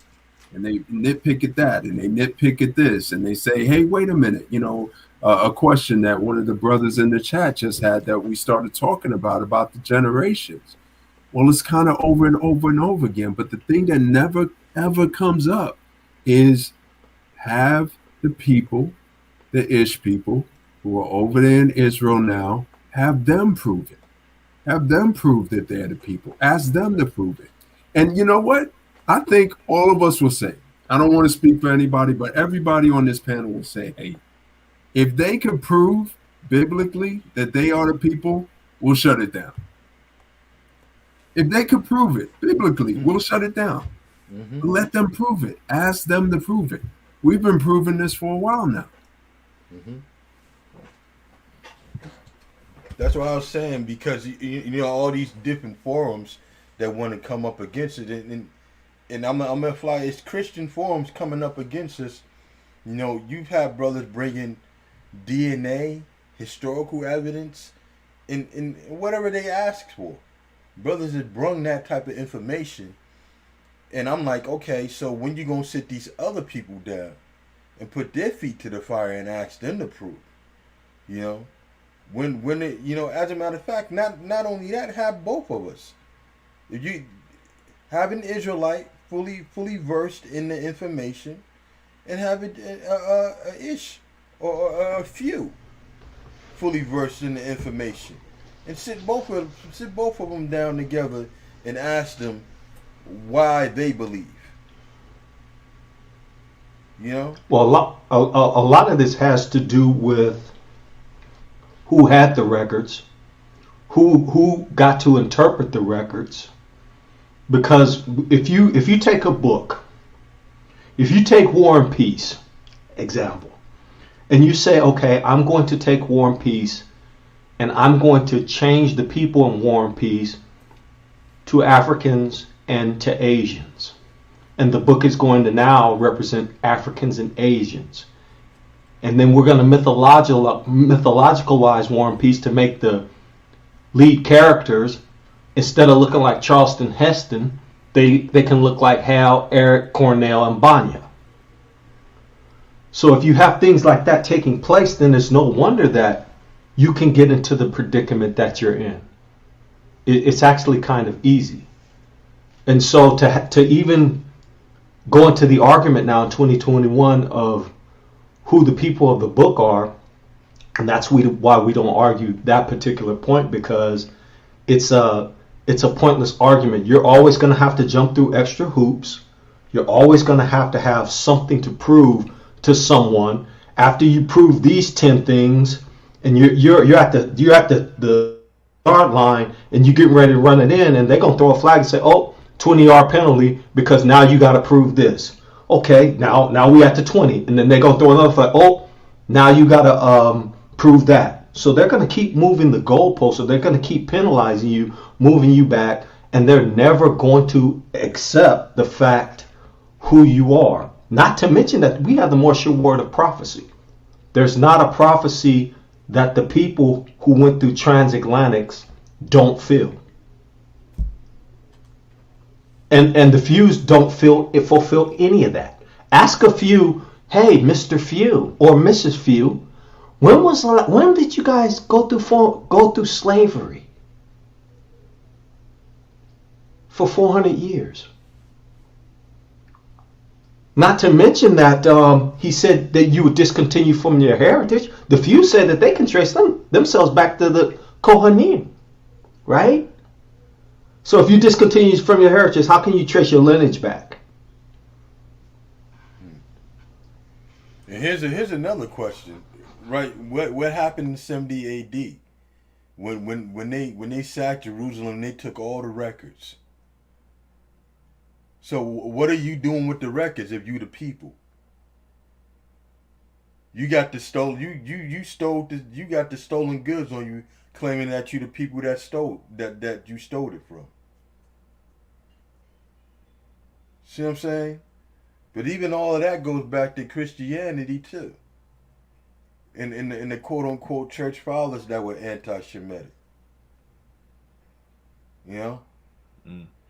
I mean, nothing really adds up when you try to understand who the people of the book are from their perspective, right? Like everything adds up with us, but not with them. I mean, just from a biblical sense, what they identify as Ashkenazi and Sephardic. And both of those terms are in the Bible. I think it's Genesis 10, where it breaks down who Ashkenaz is. And it's in 2 Kings, where it breaks down who, that word Sephardic or Sepharvim comes from. And it's like both have absolutely nothing to do with being the children of the Most High. I actually want to read this, if that's okay. It's Second Kings 17:24. It says, "Then the king of Assyria brought people from Babylon, Cutha, Ava, Hamath, and from Sepharvim or Sepharvaim." That's the word Sephardic. and placed them in the cities of Samaria instead of the children of Israel. So there's a distinction between Shepharvim or Vaim and the children of Israel. And it goes on to say, and they took possession of Samaria and dwelt in its cities, verse 25. And it was so at the beginning of their dwelling there that they did not fear the Most High. Therefore, the Most High sent lions among them, which killed some of them. It's a clear distinction from the children of Israel versus those that are Shepharvaim. And Ashkenaz, I mean, you just go to Genesis 10. Yes, son of Japheth. Yeah, and that's what they identify as today. Oh, I'm Ashkenazi or I'm Sephardic. but both of those have nothing to do with Shem whatsoever. Like, why aren't we asking these well, we are asking these questions, but it's like, I don't know. I don't know. I just wanted to add that. Like, why do y'all think that? The question I was thinking about is, why do y'all think that? I guess we have all that opposition. Like they are so quick to, tell us no, but tell them yes. I would love to hear y'all perspective on that. I believe it's the same reason why they would try to fight against Mashiach when he came. Because they don't want to give up their position of power. Yeah.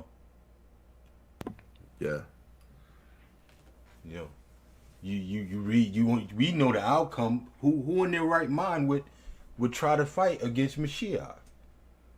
But we see when we read that there's someone foolish enough to think.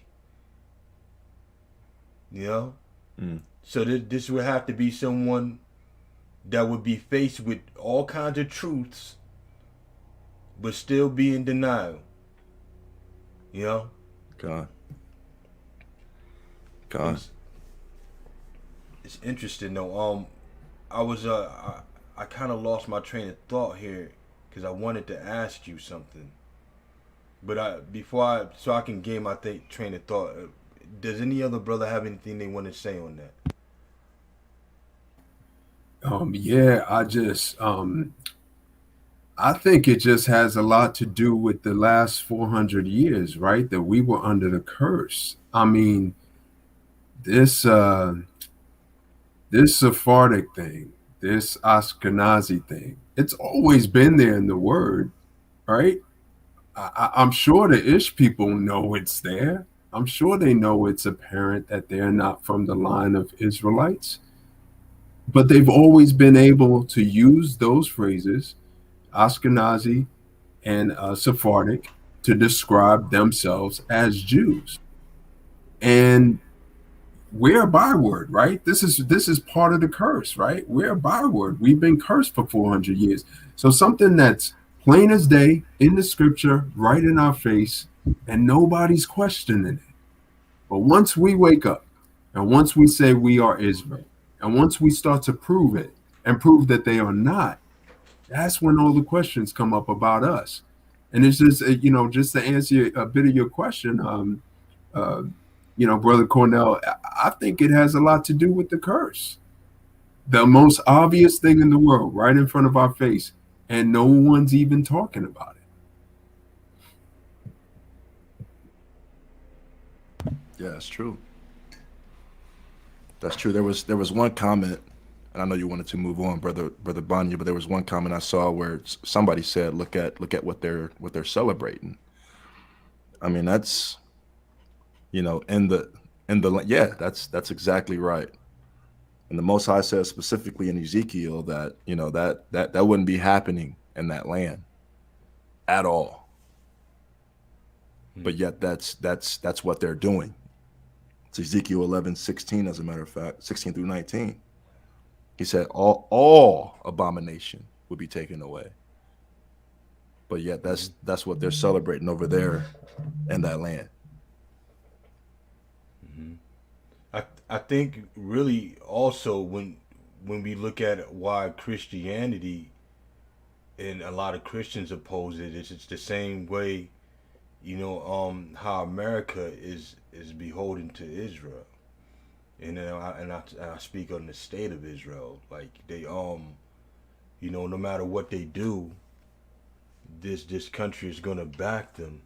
And it's the same way with Christianity. It's not really a matter. It's not a matter of biblical truth. It's a matter of political truth. You know, as far as not even political truth, but political alliances. You know, and national alliances. It's not. It wouldn't behoove them to acknowledge who we are, because in doing that they put the information out also that the people that's in there that's doing all this kind of killing and all these type of things within the land and accomplishing all kinds of other genocides, throughout different methods on people around the world, are the ones that's been lying the whole time. But that's in the Psalms, though, right? That's what they plotted to do from the beginning. It was all intentional.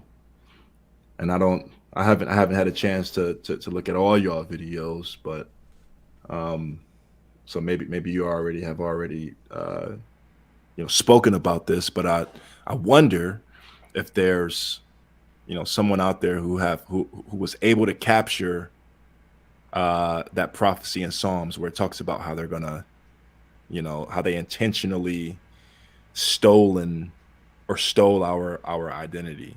Like somebody has to have that data point. I haven't seen it yet. Maybe y'all have it, but I haven't seen it yet. But I feel like that's one way that's just going to shut everything down. Well, Christianity was a part of that plot to do so. Think about it. Okay. Let us cut them off from being a nation. Right? Mm-hmm. How do you cut a people off from being a nation? Religion. You have to make them believe there's something that they're not, and then replace that nation with something that really doesn't exist. Say like a religion, right? Mm-hmm. Christianity, I'll say this a lot. Christianity is nothing but cultural appropriation. That's what it is. It's stolen the records of the Israelites and then transformed it into a religion, and transformed their laws and their standards to religious observances, right? And what do you see happening as time goes on? People are leaving away from Christianity. So if you transform a people's nation into a religion that's so false that people will begin to turn away from it, eventually who those people were would be completely forgotten. If not for the Most High. Yeah. All right. So if we didn't have the understanding that we would turn back to being Israelites, that's good. And it was just Christianity, and we turned away, what would we turn away from it to? Atheism. Yeah. That's really good. I love how you said if not for the Most High, that's why His word is so important. Like He gave that for us, and not everybody's gonna read it, not everybody's gonna understand it, but it's like here's what you need to know who you are and who I am.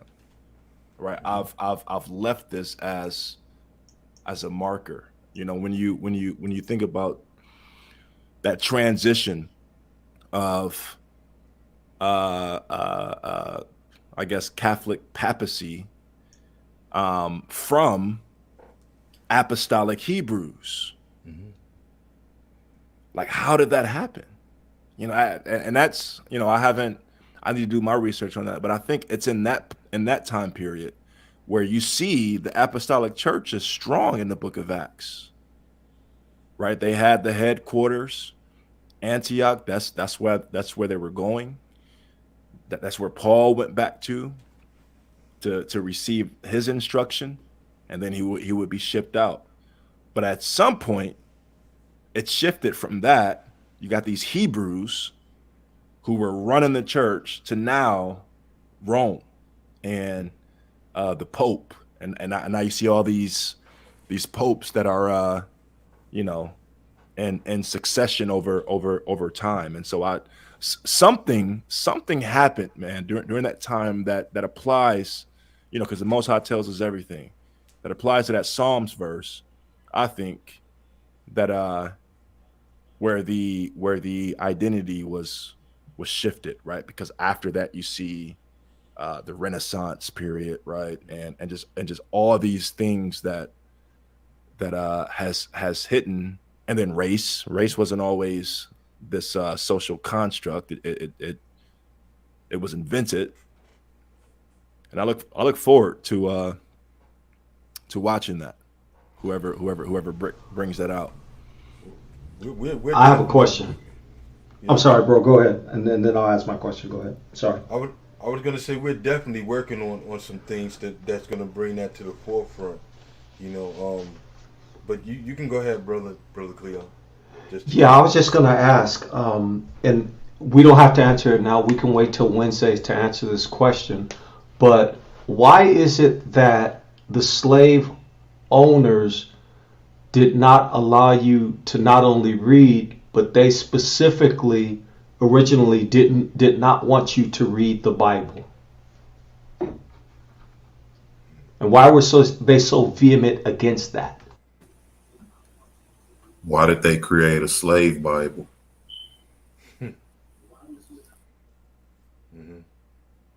That's actually a goal of mine next year, is to go to DC, African American Museum, or whatever it's called, and they have an actual slave Bible. Like I want to see that, because it's missing like 2/3.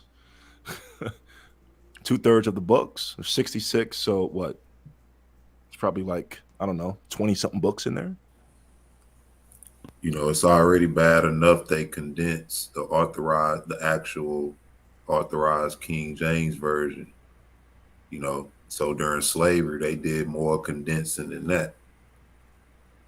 You talk about away from the word. And to your point, giving you something that teaches you to obey your masters and a few other precepts. There's your book. Yeah. I mean, slavery, Hebrew slavery was different from American slavery. I think the Hebrew word for slave is eved, and it means servant or slave, and it was slavery that was what's the word I'm looking for? Like, people willed themselves to become slaves, right? In order to pay off a debt, in order to I guess that's probably the primary reason, is just to pay off the debt. American slavery is 100% different from that. We didn't have we weren't giving ourselves, to slavery. We were stolen.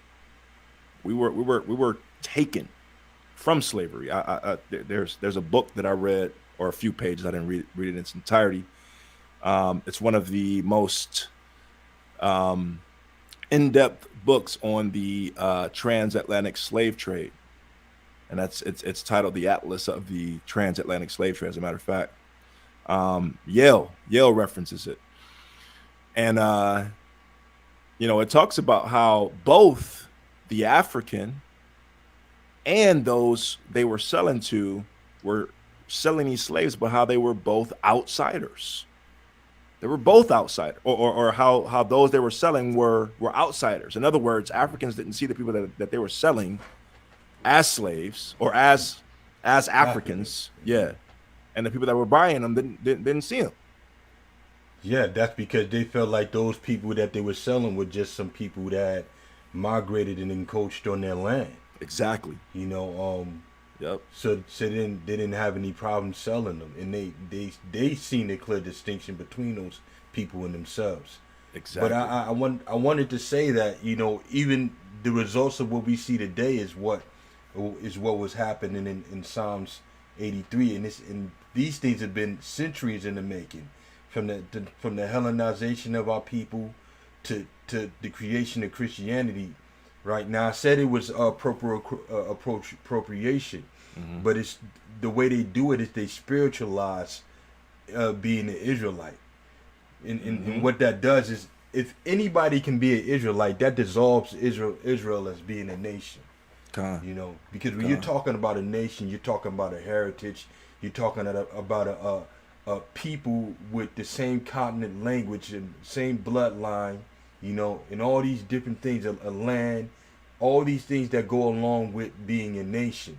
Mm-hmm. But if you relegate that nation to being a spirituality where anybody can just become an Israelite, then Mm-hmm. you dissolve yourself for being a nation now. You I know. mean, as you're saying that, I'm thinking of, what's the point of modern day Israel if we're all Israel?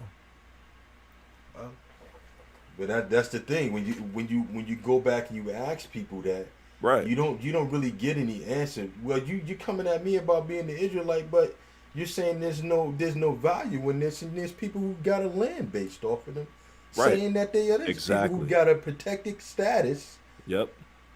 based off of them saying this. Exactly. But so if they've got a protected status from being genocide, but you got a people who've seen themselves in the book and facing genocide throughout the centuries, right? Mm. Then why are you denying their claim to that? Then why are you saying that they can't say that and that they don't deserve a protected status? Mm. You know, Yeah. Yeah. There. you Go know, ahead, brother. while at the same time giving everybody else protective status. Yeah. Yeah. There was as you're talking, I think there's one precept, and I need to work on my scripture memorization. But there's one precept where the Most High even asks this question. He's like, "Are not the my people slaves?" Like he's basically saying, is that what they want to be? Only slaves? Is Israel a servant? Is he a homeborn slave? Why Yeah, is he spoiled? yeah, exactly. Yeah, like we were the only people who can say that. You know what I mean? I lost my train of thought just now too. I was going somewhere with that, but that was a powerful point you made about everything you just said. That was powerful. That's a I common do. theme with our people, though. Yeah, I also think that when we're thinking about slavery, right, and we're talking about slavery in general, or we're talking about chattel slavery, which is from the United States, we also can look at the fact that even though some of our people, when I say our people, I mean what we consider black people, or could have been Hamites. I saw somebody in the chat, right, that Hamites sold Judah into slavery. But when we really think about what was going on in Africa, the whole continent of Africa, basically, before we were even sold, the so-called white man had already colonized most of Africa. So a lot of what we think of as, hey, our own people, our own black people, so to speak, sold us into slavery, we have to remember that the continent was basically already taken over. So those people, those white people, could have done anything to any of those people, Hamites or Judah, that they wanted to. We should also remember that this is also primarily a spiritual battle. We have the forces of evil in spiritual high places working against Judah. So it's not, they're backing these people up. So not only was Africa colonized, but now the spiritual forces are saying, okay, single out Judah from the whole colonized continent of Africa, single out Judah, put them on ships, and send them over to be chattel slaves in America. So, I'm just saying that to point out that the forces of evil will go through any means. They will destroy anybody, not just Judah. They will destroy anybody to get to Israel. And that's what they did. They will step on anybody. Hamites, Amorites, whatever ites. They'll destroy them to get to us. And that's what they did. You know what? What you're describing is Jacob's trouble. Everybody's waiting for this big event to happen that's going to supposedly put us in all kinds of peril. When we've been going through peril, we was born into Jacob's trouble. And I'm adamant with saying that, because who put forth the incentive for these people to want to sell us? Who put forth the incentive for our people to get the lollipop? Who put forth these incentives for our people to be destroyed? And this is a consistent thing that you see throughout history. But because our people are discontinued from their heritage and they have a disconnect concerning their ancestors, we view the suffering of only ourselves. We don't realize the great loss of life within our nation. You go back and you look at the Inquisition, you look at 70 AD, you look at the Islamic slave trade, you look at what was happening just from the migration from our land into these different places, the loss of life.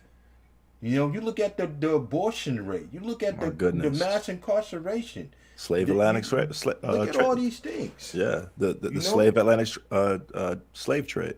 Or the transatlantic. My bad. I didn't mean to cut you off, but that was, that's. Absolutely. Go ahead.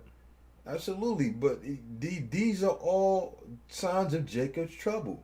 And when our people start talking about this some type of thing that's supposed to happen, I'm like, what are they going to do to us that they haven't already been doing? Jeez. So it's like, really, These things are all a part of Jacob's trouble, and it's a part of their efforts to cut us off from being a nation, And these things have been happening since the Hellenization of our people from the Greeks. They've just been trying to perfect it more and more. Jeez. Let me ask you all this. Just raise this question on the panel. I mean, do you feel like, and that's a great point you raised.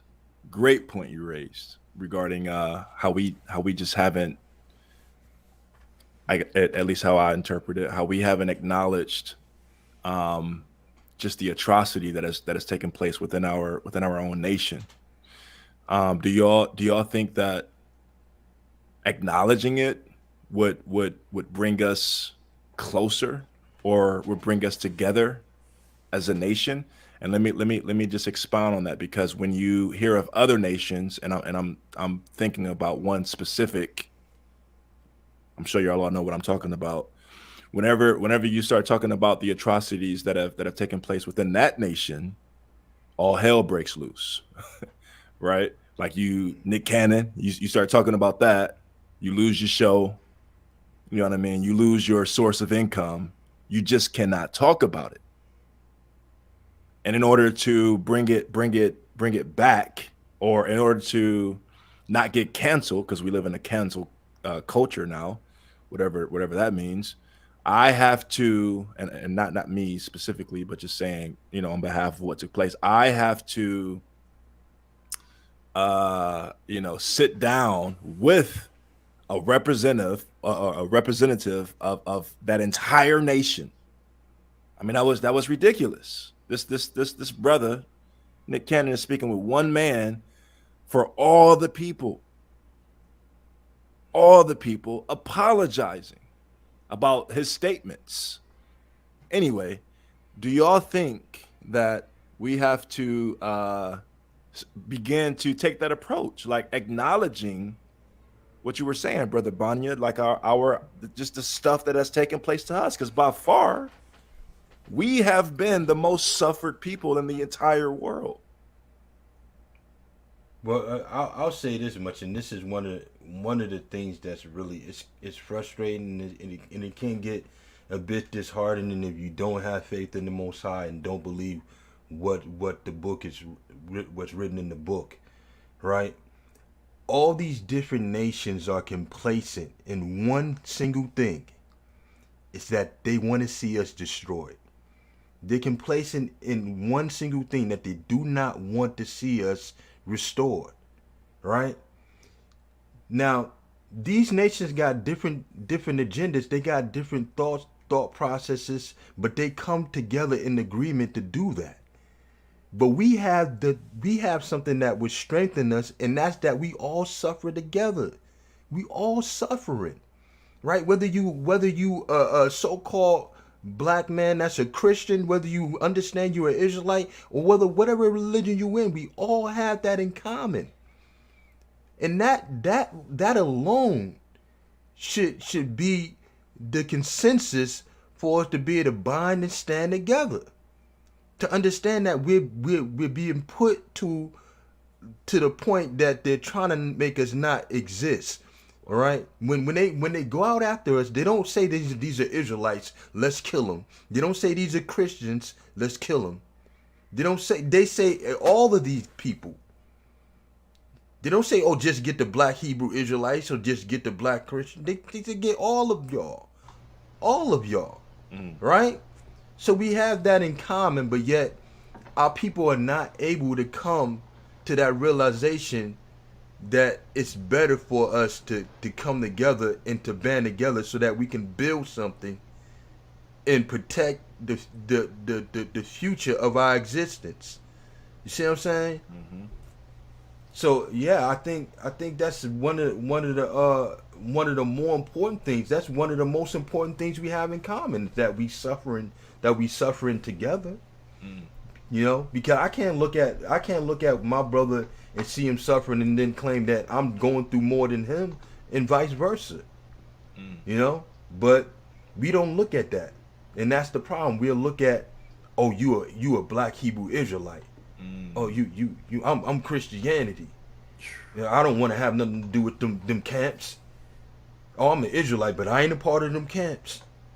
You know, I'm an Israelite, but yo, this guy, he's a Christian. You know, we fight over the stupidest things when our very existence is at stake. Jeez. You know? Yeah. I want to read a precept right quick. Zephaniah 2, 1 through 3, and I'll read it. If you guys got it, you can pull it up. Matter of fact, I might drop it in the. What verse is it? Zephaniah 2, 1 through 3. I'll drop it in the. I'm going to drop it in the chat. If I can, if it allows me to. Let me grab it. Zephaniah. 2, 1 through 3. 2, 1 through 3. Hold on, I'm gonna share my screen. I'm very passionate about this specifically. Like, how do we come together as a nation? As a nation.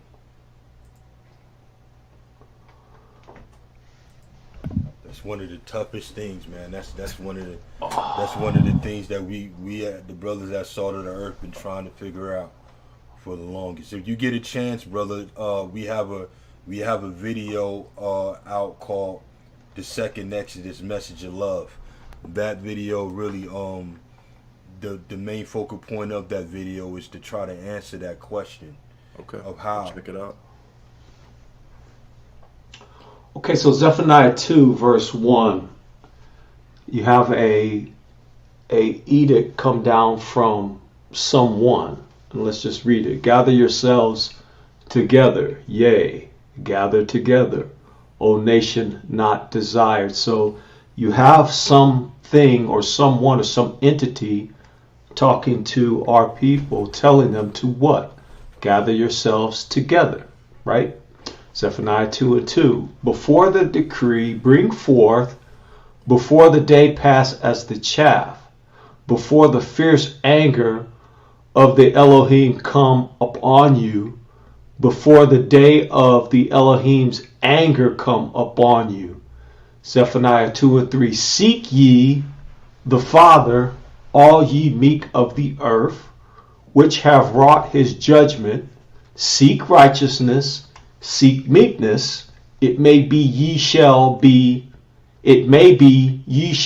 hid in the day of the Father's anger. Now, most people would equate the day of the Father's anger as the time that we're in right now, which he is actually judging the nations.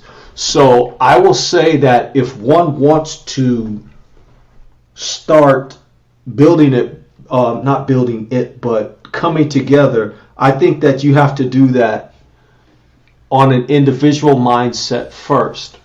And what I mean by that is the whole gathering yourself as a nation is going to come in waves. I don't believe it's going to be like an all at once kaboom, just like the awakening wasn't an all at once kaboom.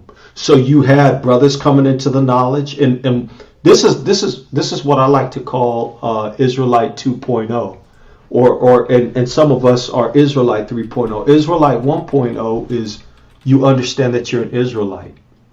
Okay, once you figure that out and you've got that under your belt. Israelite 2.0 is, okay, I'm an Israelite, so you ask the question, what do I do next? So where is each individual at in this whole getting back to the Father, getting back to the law, statutes, and commandments? Where is each individual at in this particular paradigm? And you have to look at it, okay, it's going to start individually. Then that individual thing is going to grow to where a couple of brothers are moving as a nation. Then you're going to get whole areas that are moving together as a nation. Then you're going to get ultimately those areas connecting and the nation connecting up as a nation. And so it has to start individually with us. And we have to start connecting and doing nation building things, nation building work. What is that? Not just talk. What is that? What is that? Nation building work? Yeah. Yeah. I can give you an example. Okay, so a nation building work. Right now is the greatest time. Okay, let me take a step back. What does a nation need? I'm asking you that question. What does a nation need? Land. Thank you. That says it all. Your answer said it all. Okay, that's a brilliant answer. So, and in the last episode of Kingdom Conversations, we talked about doing work, but not just doing work, busy work, doing the work that the Father has given you. That's where it starts. Now, you start to understanding that, okay, I have a work that the Father's given me. Who can help me with this work, or who has a like mind that we could do this work together? And the work can be anything. And the work is not self-contained in one vein or one genre or one line of thought, because it's all hands on deck for us as a nation. We need everybody, but we need everybody doing their work. It starts with us communicating and talking. That we have a work. It starts with us. E, you brought up an awesome point, and I want to repeat that. The fact that it's not just about doing, but it's also us connecting via email. It's also us connecting outside of the form of YouTube. YouTube is some of our work, yes, but Salt of the Earth is not a church. It's not an assembly, although we do get together with the family. Salt of the Earth is Salt of the Earth Productions. And we're transitioning more and more into that. So if one were to say, okay, what is that work? Well, first of all, each individual has to look in the mirror, and they have to have a conversation with the Father and say, hey, you know what, Father? You've given me some keys. You've given me some talents that I have in my hand. And I want to use these talents, the 5 talents that you've given me, to build this nation. And you start there. So you start with yourself, and then you start linking up with like-minded people and communicating and building a rapport with I notice I said like my people. Notice I didn't say Israelite. Notice I didn't say Islam. Notice I didn't say Christian Episcopalian or any of that foolishness. Why? Because as you're building the nation, you may be able to build something with a brother that's a Christian or that's with Islam. You may be able to build something tangible. That doesn't mean that you're going to take on with their belief system and their belief paradigm. It's not saying that at all. If you have a common ground, if a brother came to you or to me and said, hey, you know what? I have this opportunity that we can generate $5 million out of, if we have an investment out of $10,000 and it's proven it's solid and sound, and this is the things that we need to do to execute it, and then we provide a business plan and we understand that business plan and that's sound, surely we will execute that. And that's not even an Israelite brother. Book said we got to be wise as a serpent and harmless as a dove, which means that we also have to understand how to deal with other thoughts and streams of thought, not necessarily to put them in a box, but to utilize them so we can build our nation. So first of all, it starts with the individual, but then it starts with connecting with other like minds so that you can build. I love that. I love that verse that you quoted. That's such a strategic verse that's given to us by the Most High. Being, and I can't think of it verbatim, but being sharp as a serpent. And what's the other half of that? Wise as a serpent and harmless as a dove. Let me find it in the book so I'm not paraphrasing. Somebody's echoing. I think that's you, Brother Cleo. Okay, I'm gonna shut down. I'm gonna go ahead and go on mute after this. I just want to say, like, that's such a strategic verse that you said, like, because a lot of times myself before I wouldn't have that strategic mindset, right? But think about a serpent. A serpent is very strategic in its approach to get what he needs, but at the same time you have to be as harmless as a dove.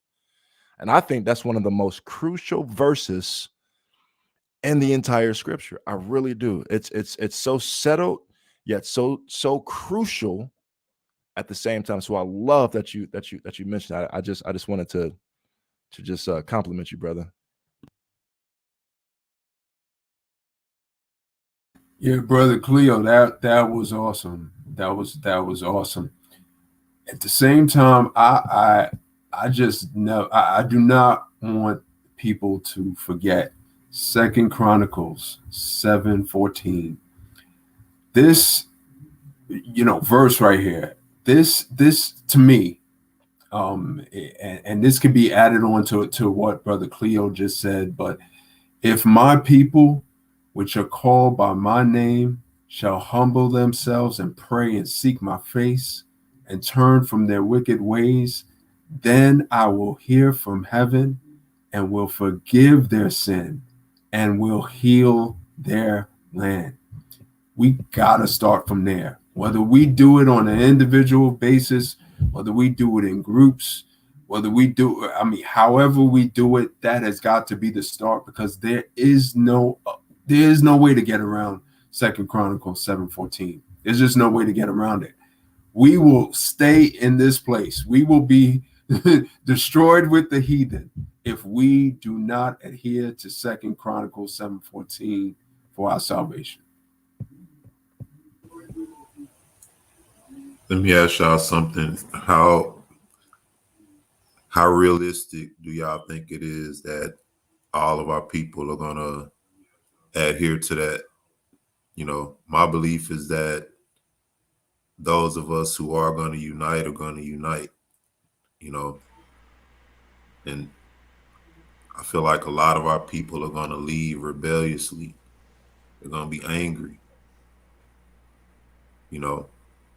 What y'all think about that, though? I agree with that. Yeah, I mean, just the fact that there will be a purging within the wilderness tells you that when we do come out, we're not gonna all be on one accord on everything,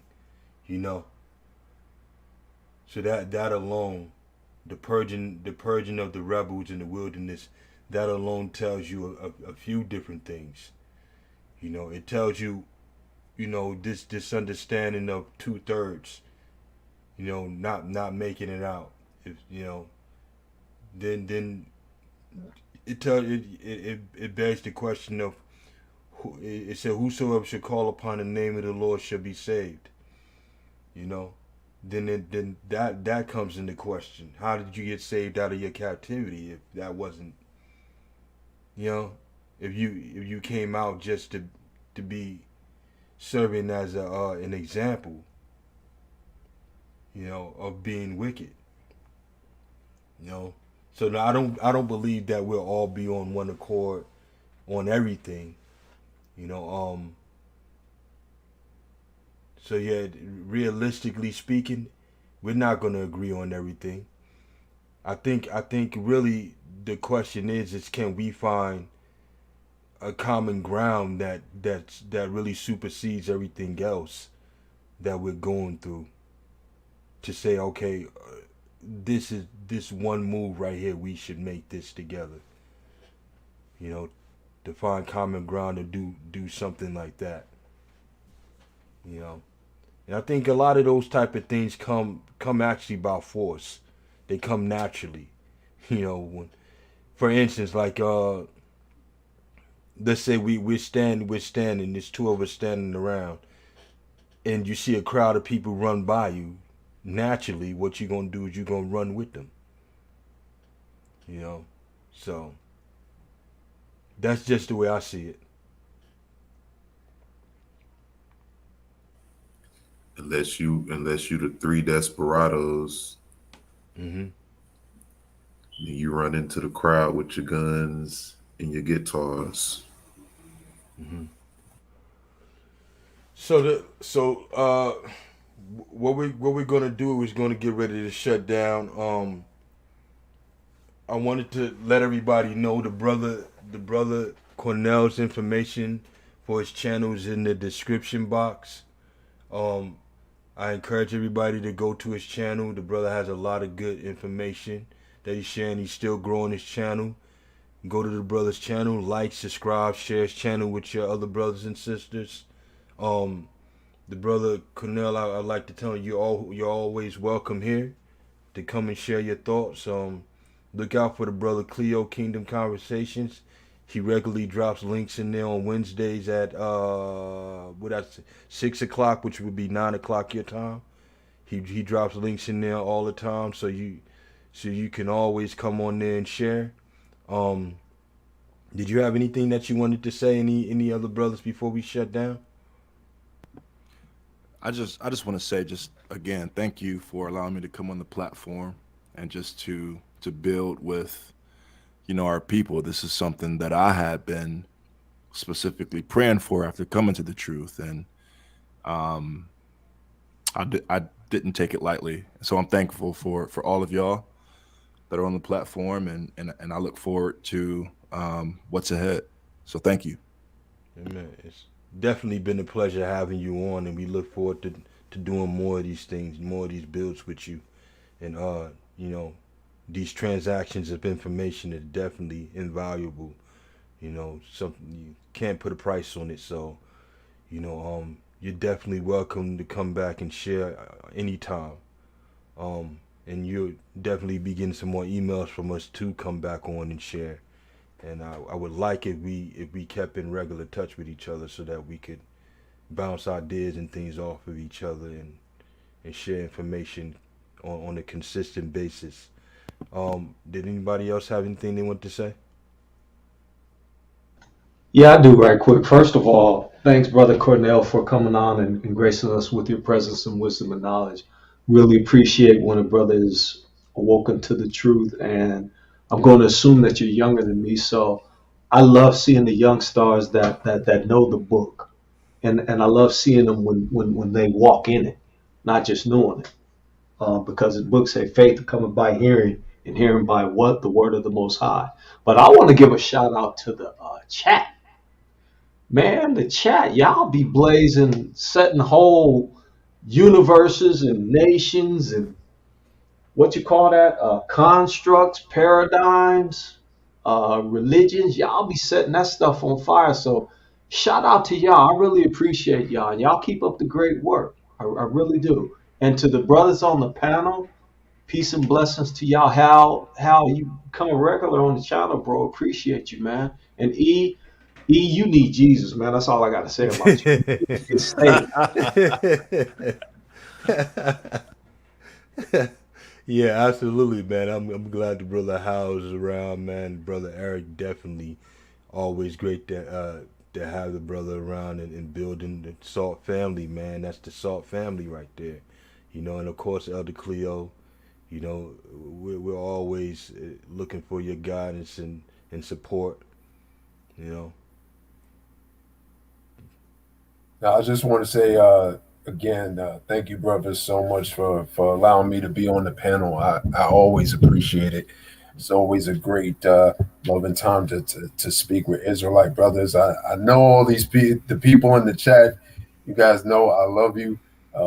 Thank you so much for giving us your time. And brother Cornel, I've already subscribe to your channel, so I'll be checking out all the videos you got on there so far, and looking forward to having you back. And brother Cleo, we all know that you are the one who needs Jesus, so I got to back brother Eric up. Hey, listen, I'm the old hair. Y'all know I need Jesus, but I need to get saved. Well, wait a minute first. What's the order? Do you get saved first? Do you speak in tongues first, and you get your how does it go? I don't know. Y'all need to tell me. Yeah, I don't know the order, bro, but whatever it is, I know that you need Jesus. That's all I know, Speaking, I'm not going to the after show with y'all. I'm going to go see Jesus. How about that?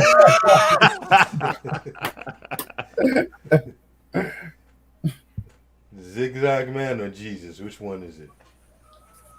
Well, I don't smoke weed, but I go visit both right now. I try to flip a coin, see which one it is. If it's heads is the zigzag man, tails is Cesare Borgia, or is that the same person? One's just as good as the other, I guess. I don't know. I thought it was Brad Pitt. One of them was Brad Pitt. Well, we know it ain't Charleston Heston because that's Moshe. Yeah. Or was it what's the dude that was on the Passion? Forget his name. I forgot his name. Mel Gibson? No, the dude that played Christ on there. The Skelter guy, that's who that is. Yeah. But it's always a blessing, man, to be around the brothers on this panel, you know. A lot of us are aware that in this walk, you know, it kind of gets lonely, so to speak, you know, in terms of having people to fellowship with, like-minded people. And so having this time is always a blessing, you know. And Brother Cornel, like Brother Bunya said, you know, you're welcome on the panel. You know, I enjoyed this time with you, fellowshipping, and hopefully in the future we could build more. You know, you can reveal some of your gifts and talents to the family, you know, if the Most High wills. But like I said, I appreciated this time. This was a blessing. Peace and blessing to everybody in the chat. Amen. Peace and blessings, family. This has been another Salt of the Earth presentation. To all you brothers and sisters out there, to Israel here and abroad, stay walking in faith, stay walking in grace, and stay walking in obedience, family. Shalom and blessings.